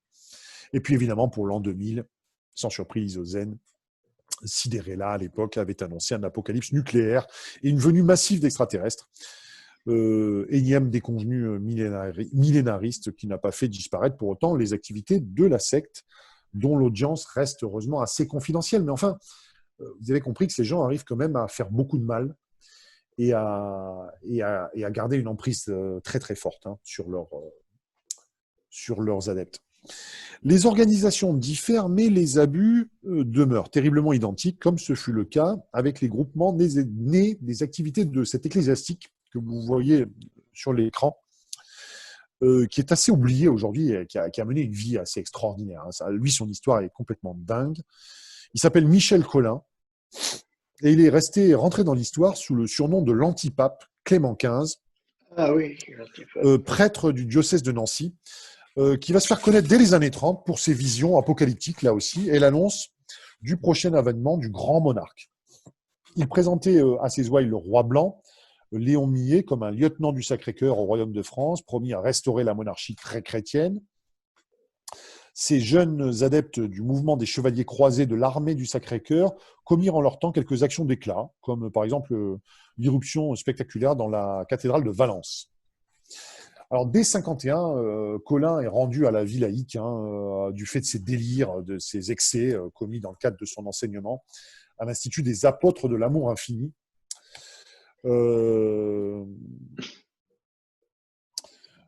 finalement, il va être excommunié, hein, puis frappé d'interdit à partir donc de 1960. Hein. À cette époque, il va prétendre qu'une révélation divine lui aurait conféré l'autorité d'un évêque. Et donc, à la mort de Jean XXIII, survenu le 9 juin 63, il va s'autoproclamer pape, en fait, tout simplement. Et Colin prétendait avoir reçu cet ordre de la Sainte Trinité pour revenir sur l'ouverture de l'Église au travers de Vatican II. Hein. Vous avez compris que c'était lui plutôt un ultra orthodoxe, un ultra conservateur. Donc il se distingua par quelques manifestations visibles.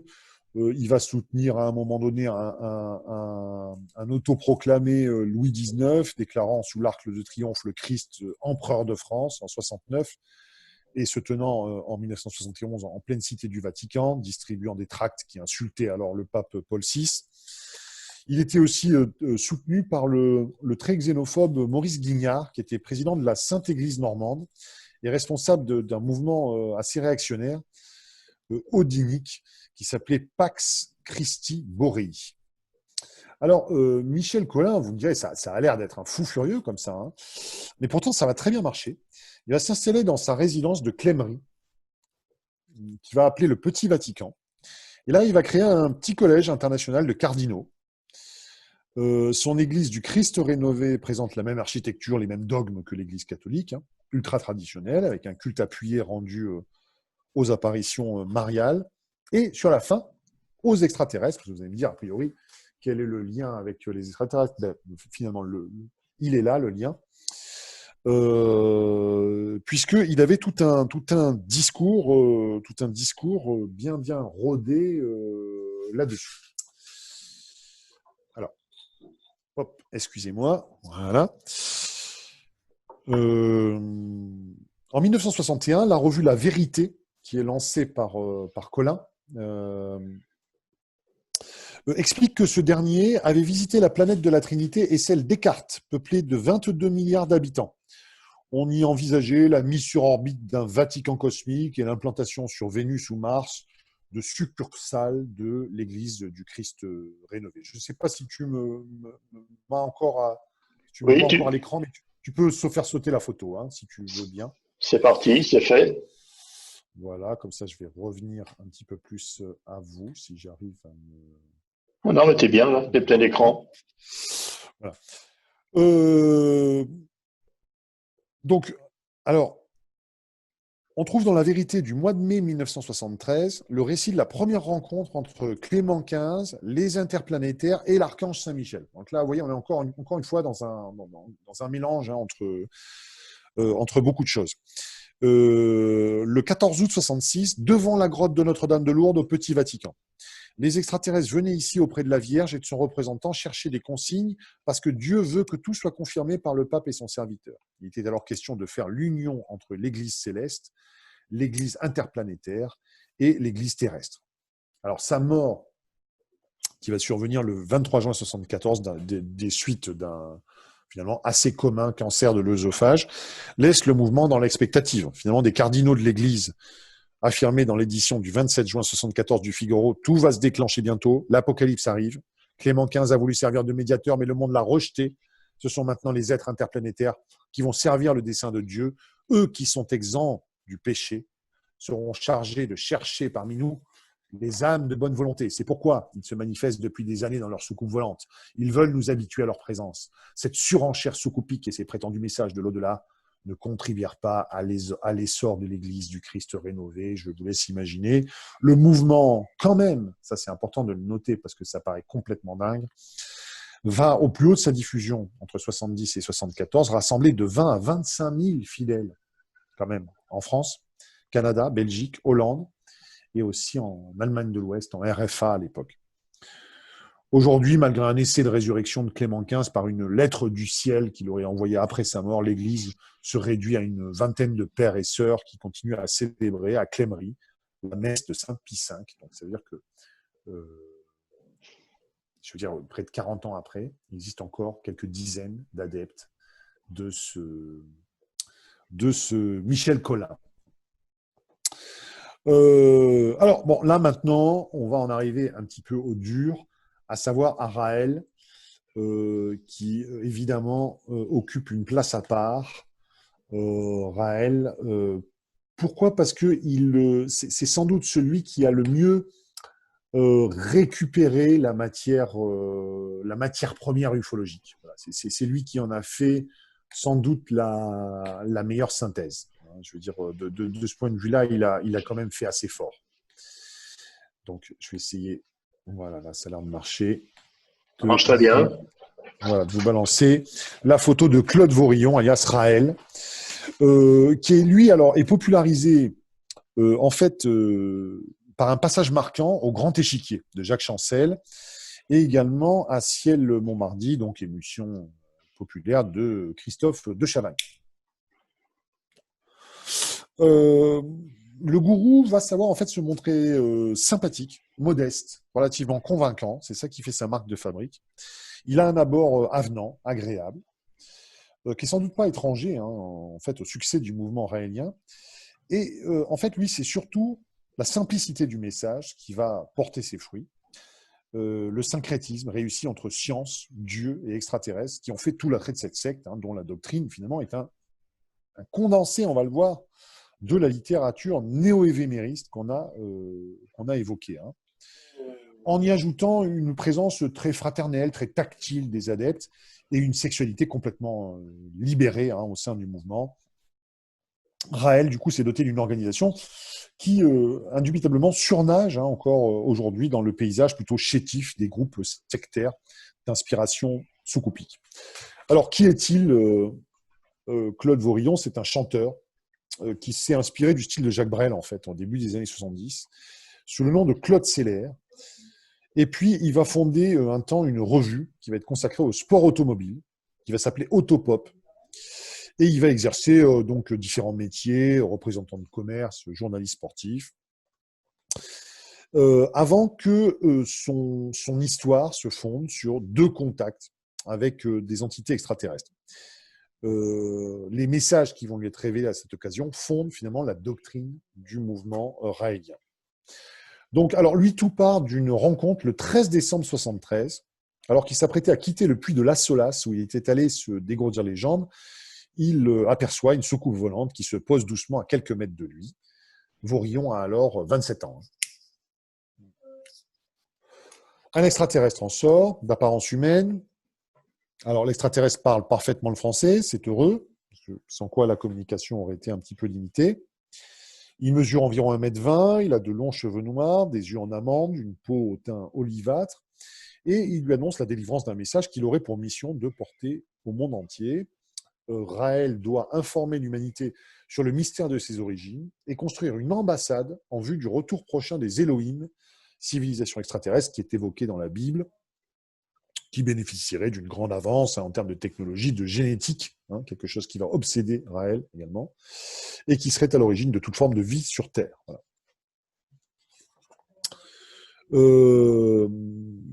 Alors, Raël, par contre, assez vite, va pas se différencier de la plupart des gourous. C'est un prophète. Ça en fait l'égal de Bouddha, Mahomet, Jésus. Jésus qu'il présente comme étant son demi-frère. C'est le demi-frère de Vorillon. Les extraterrestres vont également lui donner l'explication réelle de certains faits rapportés dans les Écritures, notamment dans la Genèse.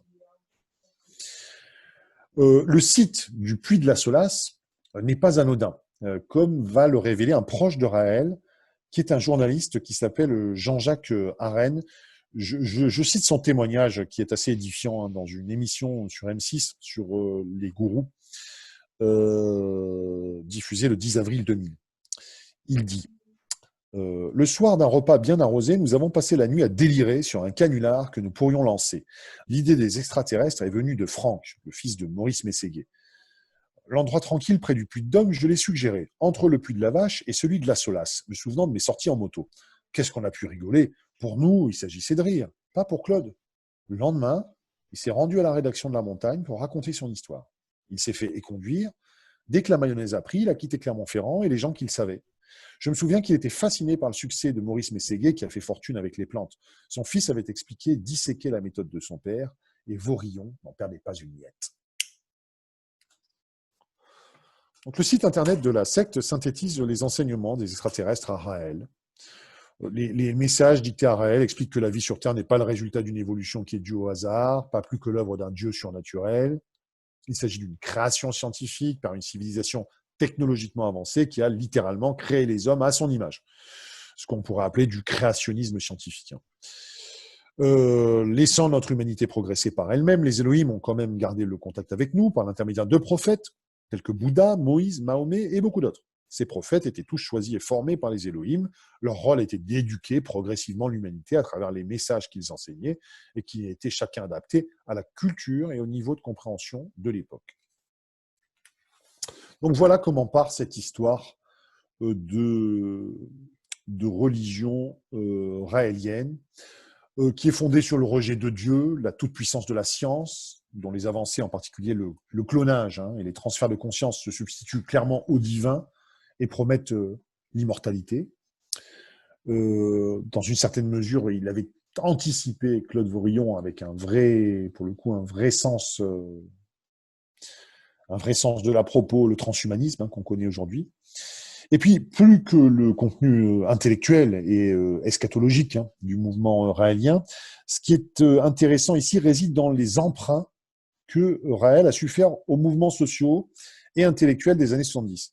Donc, libération sexuelle, méditation sensuelle, géniocratie, quelque chose auquel il croit beaucoup, clonage, jusqu'aux arguments ufologiques, qui constituent le paravent un petit peu du prosélytisme du mouvement, correspondent parfaitement à certains traits finalement culturels des années 70 qui voient les jeunes années du prophète.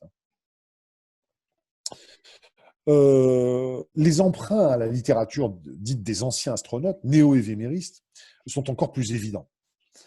La rencontre de 73 avec le petit être au teint olivâtre est conforme finalement un petit peu au canon des récits de témoins de rencontres du troisième type, très en vogue dans les années 70, et puis plus généralement au morphotype du petit gris, avec ses variantes. La pseudo-révélation extraterrestre sur les Elohim, terme traduit abusivement dans la Bible par Dieu, alors qu'il s'agit de la formulation plurielle et donc des dieux, a été véhiculé dans de nombreux ouvrages. Voltaire en parle dès 1765. Et puis, celui qui va vraiment en parler très très fortement, qui va populariser ça, c'est un certain Jean Sandy, que certainement les auditeurs épris d'ufologie ce soir connaissent bien. Dans deux ouvrages, La Lune, clé de la Bible, et Ces dieux qui firent le ciel et la terre. Sandy formule l'hypothèse que les récits bibliques pouvaient faire référence au passage sur Terre d'une civilisation extraterrestre. Dans la foulée des anomalies martiennes relevées par la NASA, notamment de l'ouvrage de Naon, qui avait réactivé une assez vieille fascination pour la Lune, la lecture de Sandy a assurément influencé Claude Vorillon, ça c'est très clair, et on retrouve des pans entiers de la doctrine raélienne dans les postulats finalement ufologico-bibliques de l'auteur, qui s'interrogeait ainsi en 1969, Jean Sandy, la Genèse est-elle un mythe dont le récit concorde avec les données scientifiques d'aujourd'hui par pur hasard? La Genèse est-elle un récit historique dont les concordances avec les données de la cosmonautique sont dans l'ordre naturel des choses? Dans l'état actuel des choses, personne ne peut valablement trancher et dire si le texte hébreu millénaire est une légende sacrée issue d'une imagination prophétique ou s'il constitue le récit réaliste d'un séjour de cosmonautes sur Terre il y a quelques millénaires. Donc en fait, Claude Vorillon va vraiment assimiler cette littérature ufologique de la fin des années 60-70. Il a toujours su ajouter en plus, Raël, une existence médiatique très très forte. Jacques Chancel va témoigner qu'en 1974, dès son passage au Grand Échiquier, il va recevoir beaucoup d'appels, beaucoup de lettres. Et ce qui est assez dingue, c'est que vraiment les fidèles vont croître en nombre durant 2 décennies. Ça va être vraiment continuel. La première femme de Claude Vorillon va témoigner de la fondation du mouvement avant une dépression très très forte que va traverser Claude Vorillon, Raël, dans les années 80. Elle dit, c'est assez frappant, dans le journal du dimanche, un interview qu'elle va donner en 2003, elle dit, au début, raconte Christine, il ne croyait pas à ce qu'il disait, mais il s'est pris à son jeu Et après sa dépression nerveuse, à la fin des années 80, il a choisi d'habiter entièrement ce personnage. Une question de survie mentale, affirme-t-elle. Seulement, le danger aujourd'hui, c'est qu'il y croit. Et plus grave, des milliers de personnes le suivent.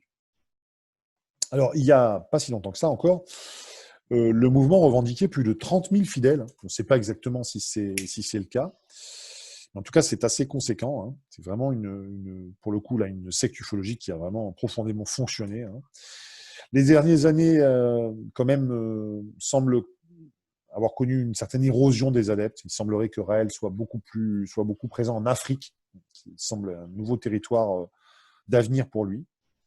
Il faut savoir que chaque fidèle fait don de 11% de ses revenus pour le mouvement, 1% étant reversé pour le seul plaisir du prophète des Élohim. Et puis, un testament exigé des Raéliens, léguant tous les biens au prophète, exception faite de l'appartement ou de la maison familiale. Il faut quand même rester humain. Agrémenté de stages coûteux, où les plus gros donateurs sont mis en avant. Là, c'est vraiment une course à l'échalote en termes d'argent. Les rallyes automobiles de Raël, ses anges, qui sont ses concubines, exclusivement dévolues à son bon plaisir. Raël, finalement, demeure un gourou assez ordinaire dans ce qu'il impose à ses victimes, autant en termes de croyances que de pratiques, en interne. Raël résume lui-même assez bien dans un message adressé à un ex-adepte, qui nous en dit beaucoup d'ailleurs sur le mépris et la vanité qui l'anime, son rapport aux médias et spécialement aux détracteurs. C'est un message qui a été publié dans la revue raélienne Contact du 30 juin 2003. Raël écrit: vous avez, un de ses détracteurs, vous avez décidé de vouer votre vie et votre énergie à combattre notre idéologie. Je vous en remercie. Car les opposants renforcent toujours les causes qu'ils combattent. Ceux qui ont combattu et crucifié Jésus ont fait sa gloire. Ce que je n'aimerais pas, c'est votre indifférence, mais être l'objet de votre opposition me réjouit. Comme le disait Picasso, il vaut mieux être critiqué qu'ignoré. Donc merci encore de votre aide en consacrant votre temps et à votre énergie à me combattre. Vous parlez de moi, pensez à moi, écrivez à mon propos. Merci de contribuer ainsi à ma gloire. Et surtout, ne vous leurrez pas en pensant que moi aussi je pense à vous. J'ai juste pris une minute pour vous répondre une fois pour toutes, et mon assistant Gérard ne me transmettra jamais votre réponse, soucieux qu'il est de ne pas me polluer avec des ordures. Ne vous dites pas non plus qu'en me combattant, vous aurez accompli une œuvre utile qui laissera sa trace dans l'histoire. On a oublié le nom de ceux qui ont critiqué Jésus et Bouddha, mais d'eux on se souviendra éternellement. Vos noms disparaîtront dans les poubelles de l'histoire, alors que le mien brillera pour l'éternité. Mais merci encore de votre aide, petite poussière qui retournera à la poussière.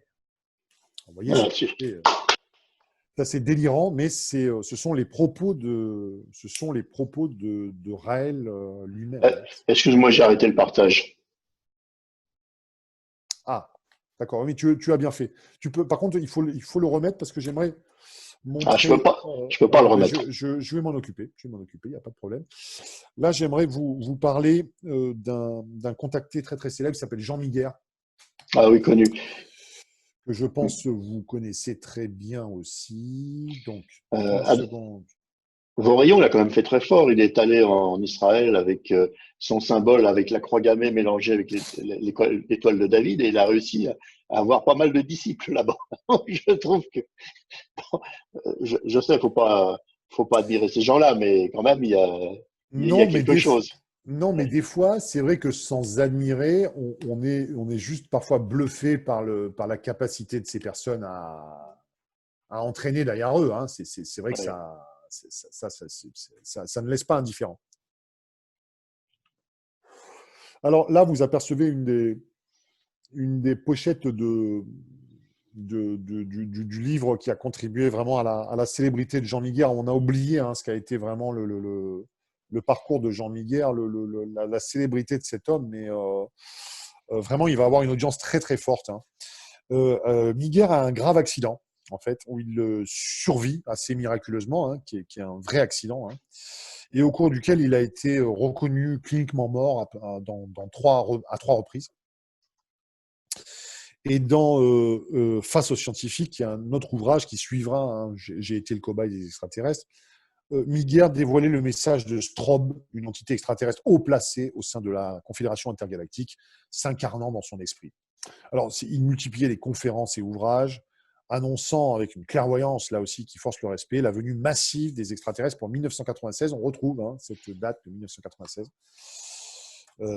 qui malheureusement, enfin heureusement, n'a pas vu une invasion d'extraterrestres. Il se trouve que moi, j'ai très bien connu, au tout début, où je m'intéressais aux ovnis, un écrivain et éditeur ufologique que les plus anciens connaissent, qui s'appelle Alain Lefebvre, et qui me confia que Miguel, en fait, menait à l'époque une vie passablement dissolue. Il menait vraiment un grand train. Ce que ne lui pardonnait pas le père de son épouse, qui s'appelait Roger Doris. Et celui-ci était membre de l'ADFI, qui était l'Association pour la défense de la famille et de l'individu, et qui était persuadé que Miguel était un gourou d'une secte dangereuse, bien que le CERUS, que présidait Miguel à Lyon, Centre européen d'initiation à la recherche ufologique, à caractère scientifique, se contentait apparemment d'organiser des conférences autour de l'expérience du contacté. Mais enfin, on était sans doute au démarrage de quelque chose qui allait se transformer en secte. Et le mardi 28 juillet 1992, à Lyon, Doris, donc le père de la femme de Jean Miguel, va tirer froidement plusieurs coups de carabine sur Jean Miguel. Celui-ci s'effondre, atteint aux jambes. Roger Doris retourne tranquillement à sa voiture, recharge son fusil et achève froidement sa victime à bout portant. Il va se livrer aux policiers quelques temps plus tard, et c'est ainsi que s'achève assez tragiquement la vie de Jean Miguel. Un autre contacté français très très connu aussi, figure classique, c'est Pierre Monet, dont vous avez sans doute entendu parler. Là, vous voyez la pochette de son ouvrage aux éditions Alain Lefebvre. Lui, ce qui est intéressant, c'est qu'il fait pour la première fois mention en France d'un enlèvement et du phénomène de temps manquant, missing time, qui lui est associé. Donc je passe rapidement, mais c'est assez intéressant. Bon, lui aussi a annoncé la chute de notre civilisation en folie, la nécessité pour la planète Terre de rentrer dans la Confédération interplanétaire universelle. Ce qui est intéressant là, c'est de montrer les liens avec l'ufologie. Monet a été un temps responsable du GREPO, groupement de recherche et d'études du phénomène OVNI, qui éditait un bulletin mensuel de sa revue qui s'appelait Vaucluse Ufologie.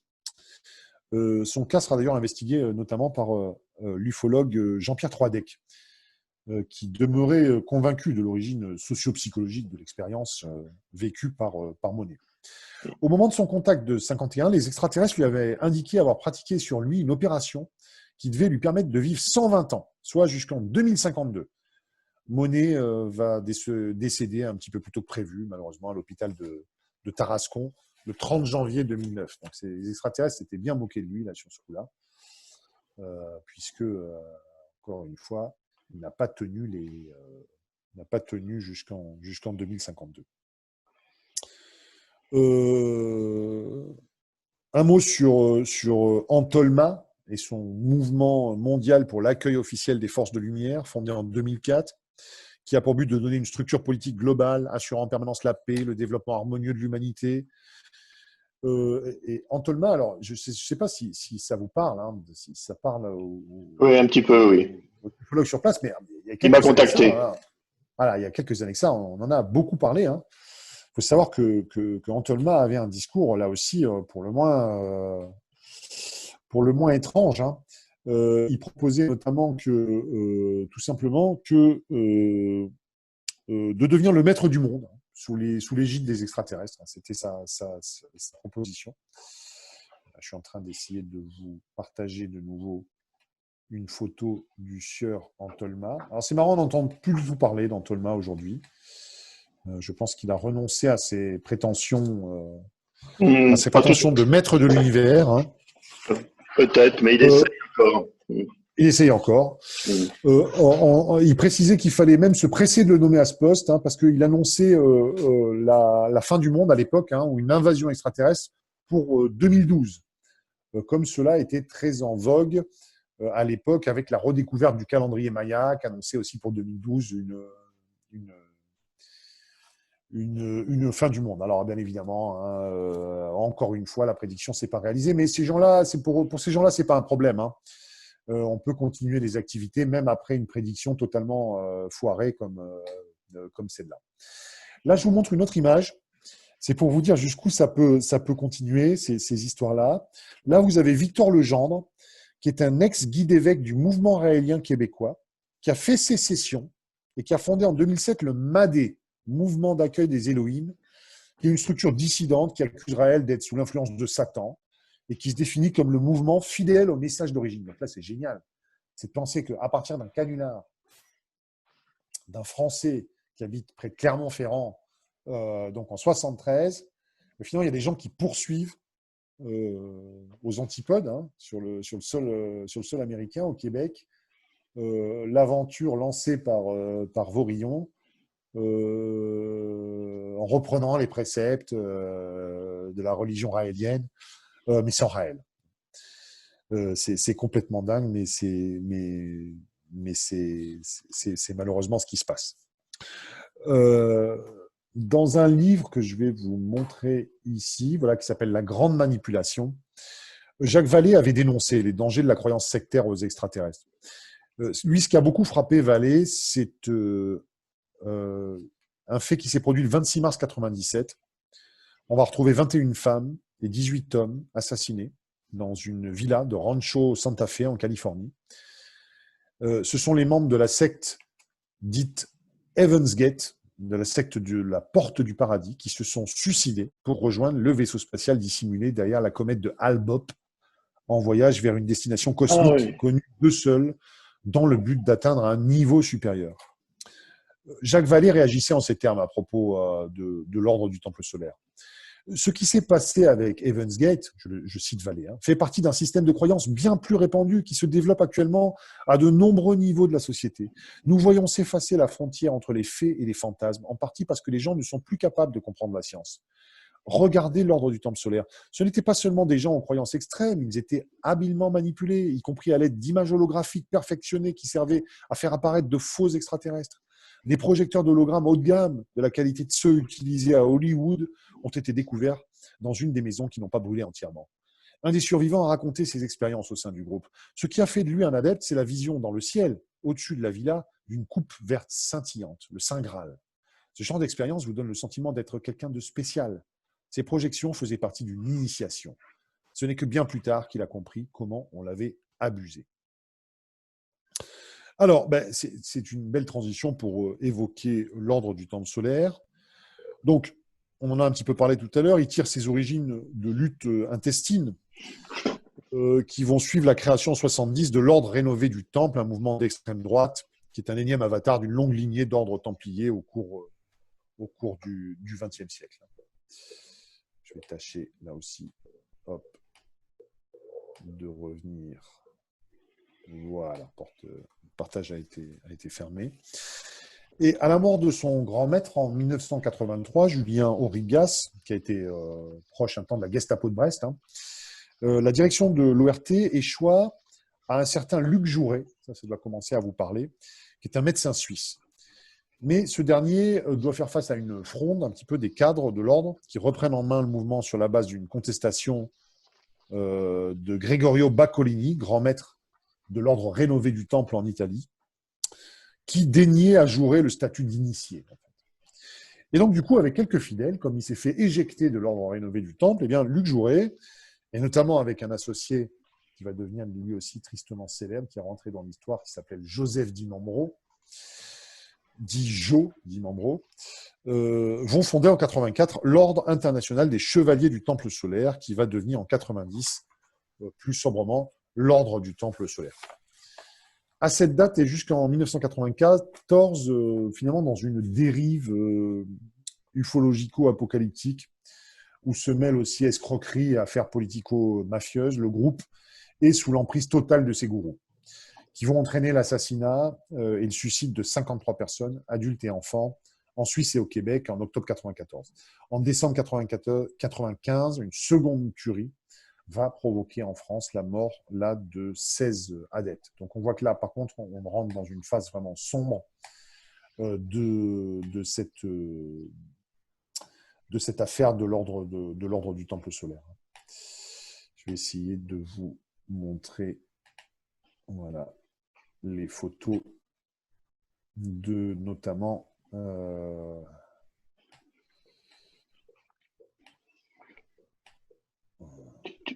Joseph Di Mambro avec le chef d'orchestre Michel Tabachnik qui a été lui aussi qui a été mis en jugement. Hein.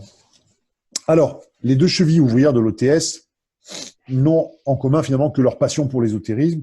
Joseph Di Mambro, il est né en 1924 à Pont-Saint-Esprit. Il va adhérer d'abord à l'AMORC, ancien et mystique ordre de la Rose-Croix, de 56 à 70. Il prétend détenir des dons spirituels supérieurs, notamment ceux de médium, inspirés par des maîtres passés. Et puis en 71, après quelques démêlés avec la justice, notamment pour des émissions de chèques sans provision, il va s'expatrier en Suisse où il fonde un grand nombre d'écoles, de sectes, dont les plus connues sont la fondation Golden Way et la Pyramide, qui s'appuie sur un mode de vie communautaire. Alors parmi les fidèles de la Golden Way, on retrouve ce monsieur qu'on trouve à droite là, sur l'image, qui est le fameux chef d'orchestre Michel Tabachnik, qui en fut le président en 79, puis en 1982. Et c'est là aussi que Joseph Di Mambro va rencontrer donc le fameux Luc Jouret, qui fut un temps le grand maître de l'ordre rénové du Temple et qui était, lui, un médecin homéopathe belge. Alors, Jouret, lui, il est passionné d'ésotérisme. Voilà Luc Jouret. Il est passionné de médecine parallèle, il a une tradition maçonnique, il est éloquent, il a apparemment un très fort charisme. Et il va devenir une figure emblématique de l'homéopathie, en fait, des médecines douces, de l'écologie, notamment dans beaucoup de milieux New Age, dans la fin des années 70 et au début des années 80. Jouret et Di Mambro vont concevoir, en fait, là pour le coup, une organisation puissamment sectaire, où on retrouve là aussi beaucoup de fondamentaux, manipulation mentale, abus sexuels, là aussi, escroquerie, qui sont vraiment omniprésentes. Son règlement précisait d'ailleurs que l'OTS est placé sous l'obédience absolue et la synarchie du temple. À cet effet, la synarchie détient les pouvoirs les plus étendus. Ses membres sont et resteront secrets. La progression dans la hiérarchie de l'ordre se faisait classiquement par niveau et grade. Frère du parvis, chevalier de l'Alliance, frère des temps anciens. Et les adeptes vivaient sous l'emprise d'un verrouillage des consciences, des croyances, tel que l'édictait finalement l'article 23 des règles de l'OTS, qui précisait « Hormis l'enseignement donné, aucun autre enseignement, doctrine, théologie, philosophie, théorie ou concept à caractère spirituel, initiatique, ésotérique ou métaphysique ne peut être propagé, dispensé ou introduit par quiconque à l'intérieur de l'ordre. » Donc, messianisme extraterrestre, eschatologie, transmutation des esprits par la calcination sont au centre des croyances des adeptes. L'homme, qui est une parcelle de l'énergie cosmique, peut revenir au sein de cette énergie par une alchimie spirituelle qui est contenue dans la carbonisation, d'où la place qui va être centrale de ce rite dans l'OTS. Le testament de l'ordre évoquait le transit final vers Sirius, annonçant des terribles épreuves de l'Apocalypse et empruntant la symbolique contenue dans l'Apocalypse de Saint Jean. Donc là, on retrouve des similarités de vocabulaire. Sodome, les 7 branches et l'Arche de l'Alliance. Cette terre règne, créature et créateur, demeure. L'imaginaire de Sirius, qui est complètement paradisiaque. Les références à l'Apocalypse étant, somme toute, superficielles, marginales. On est proche aussi de la mouvance Rose-Croix, mais la mention de transit, elle est empruntée plus vraisemblablement à l'astrologie et elle montre encore une fois le caractère composite de ces doctrines sectaires qui vont piocher un petit peu dans un contenu, encore une fois, ésotérico-occultiste pour créer quelque chose de nouveau. Vallée est un des... Je vais terminer là-dessus, parce que j'ai déjà été beaucoup trop long. Jacques Vallée est un des premiers ufologues qui a affronté en face et donc qui a tâché d'alerter l'opinion sur la dangerosité des manipulations, des dérives sectaires qui peuvent être associées à la croyance au soucoupe. Dans un entretien qu'il a donné dans la revue Anomalie d'octobre 1998, il dit L'avenir ne m'inquiète pas, parce qu'il y a assez de jeunes qui ont une idée très claire de ce qu'ils veulent faire, qui ont grandi dans ce monde superficiel et qui veulent l'améliorer. Je pense que cela irait très bien pour eux. Ce qui m'inquiète, ce sont les accidents de parcours. Il me semble que les croyances relatives aux ovnis ont un fort pouvoir de conversion au plus haut niveau de la société. Des hommes d'affaires, des gens qui travaillent au gouvernement, traversent une conversion analogue à ce qui s'est passé au sein de l'Evans Gate. Nous avons vu le même schéma se répéter 3 fois. Le temple du peuple, l'ordre du temple solaire et maintenant Evans Gate. N'est-il pas temps de sonner l'alarme? Vous et moi l'avons constaté en ufologie et en parapsychologie. Les gens acceptent les systèmes de croyances en bloc, sans s'arrêter pour analyser le phénomène qu'ils étudient. C'est une sorte de contagion, presque comme une épidémie de croyances pathologiques. Cela se répand comme une épidémie. Pendant ce temps, le véritable travail de recherche, le genre de science que nous aimerions voir, ne se fait pas. Cette préoccupation va se retrouver au centre d'au moins 2 de ces essais ufologiques, La Grande Manipulation, dont j'ai beaucoup parlé, qui est paru en 83, et Révélation, qui est le 3e opus de sa trilogie ufologique, et lui qui est paru en 92. Dans ce premier ouvrage, La Grande Manipulation, il pose les ovnis finalement comme un élément transcendant notre compréhension actuelle de l'espace-temps. Il évoque le puissant conditionnement psychique induit par le phénomène et les nouvelles croyances sous-coupiques à l'origine d'une imposante mythologie du contact, agitée et manipulée par divers agents d'influence, des groupes occultes ou des services gouvernementaux parfois. Il n'exclut pas aussi Vallée cette possibilité-là. Essayer de revenir dans l'écran. De ce point de vue, Jacques Vallée a mesuré une fois encore, et avant tout le monde, semble-t-il, la portée du phénomène sur la société. Vallée, c'est vraiment quelqu'un qui, de ce point de vue-là, a compté, c'est quelqu'un qui a compris la dimension profondément sociologique du phénomène. C'est un phénomène sociologique. De l'ordre de Melchizedek à la Fondation Durantia ou Raël, finalement, il analyse les puissants ressorts de la croyance sectaire liée aux extraterrestres. Les 6 conséquences sociales de la croyance aux ovnis, relevées par Vallée en 1983, font écho de nos jours au suicide de collectifs de l'ordre du temple solaire et au poids nouveau de l'église de Scientologie, notamment dans la société américaine, singulièrement. Il faut savoir qu'à des très hauts niveaux de l'église de Scientologie, d'initiation de l'église de Scientologie, les contenus qui sont amenés aux grands initiés sont clairement des contenus là aussi liés aux extraterrestres, des contenus ufologiques. Donc je cite Jacques Vallée encore une fois.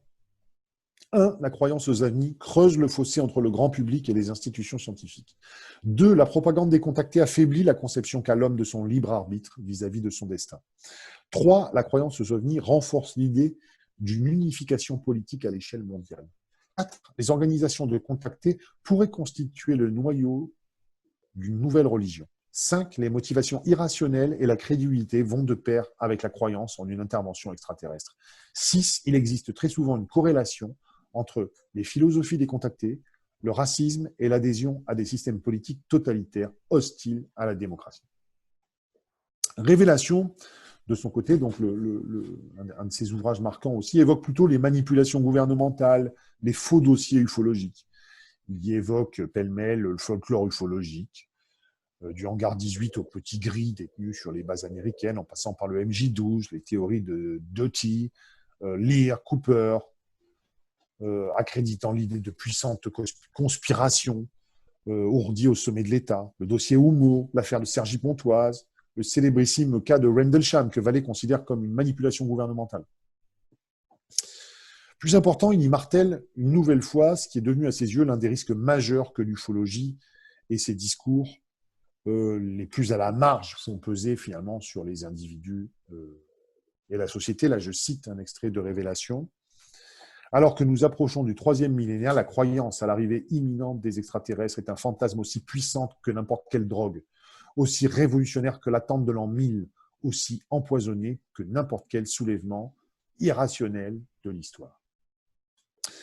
Donc c'est le grand mérite, selon nous, de l'œuvre de Vallée que de nous donner à voir le phénomène ovni en tant qu'événement sociologique, mouvement profond, structurant la société, avec les risques de dérive sectaire et de manipulation politique que des chercheurs ont éclairés sous des angles divers.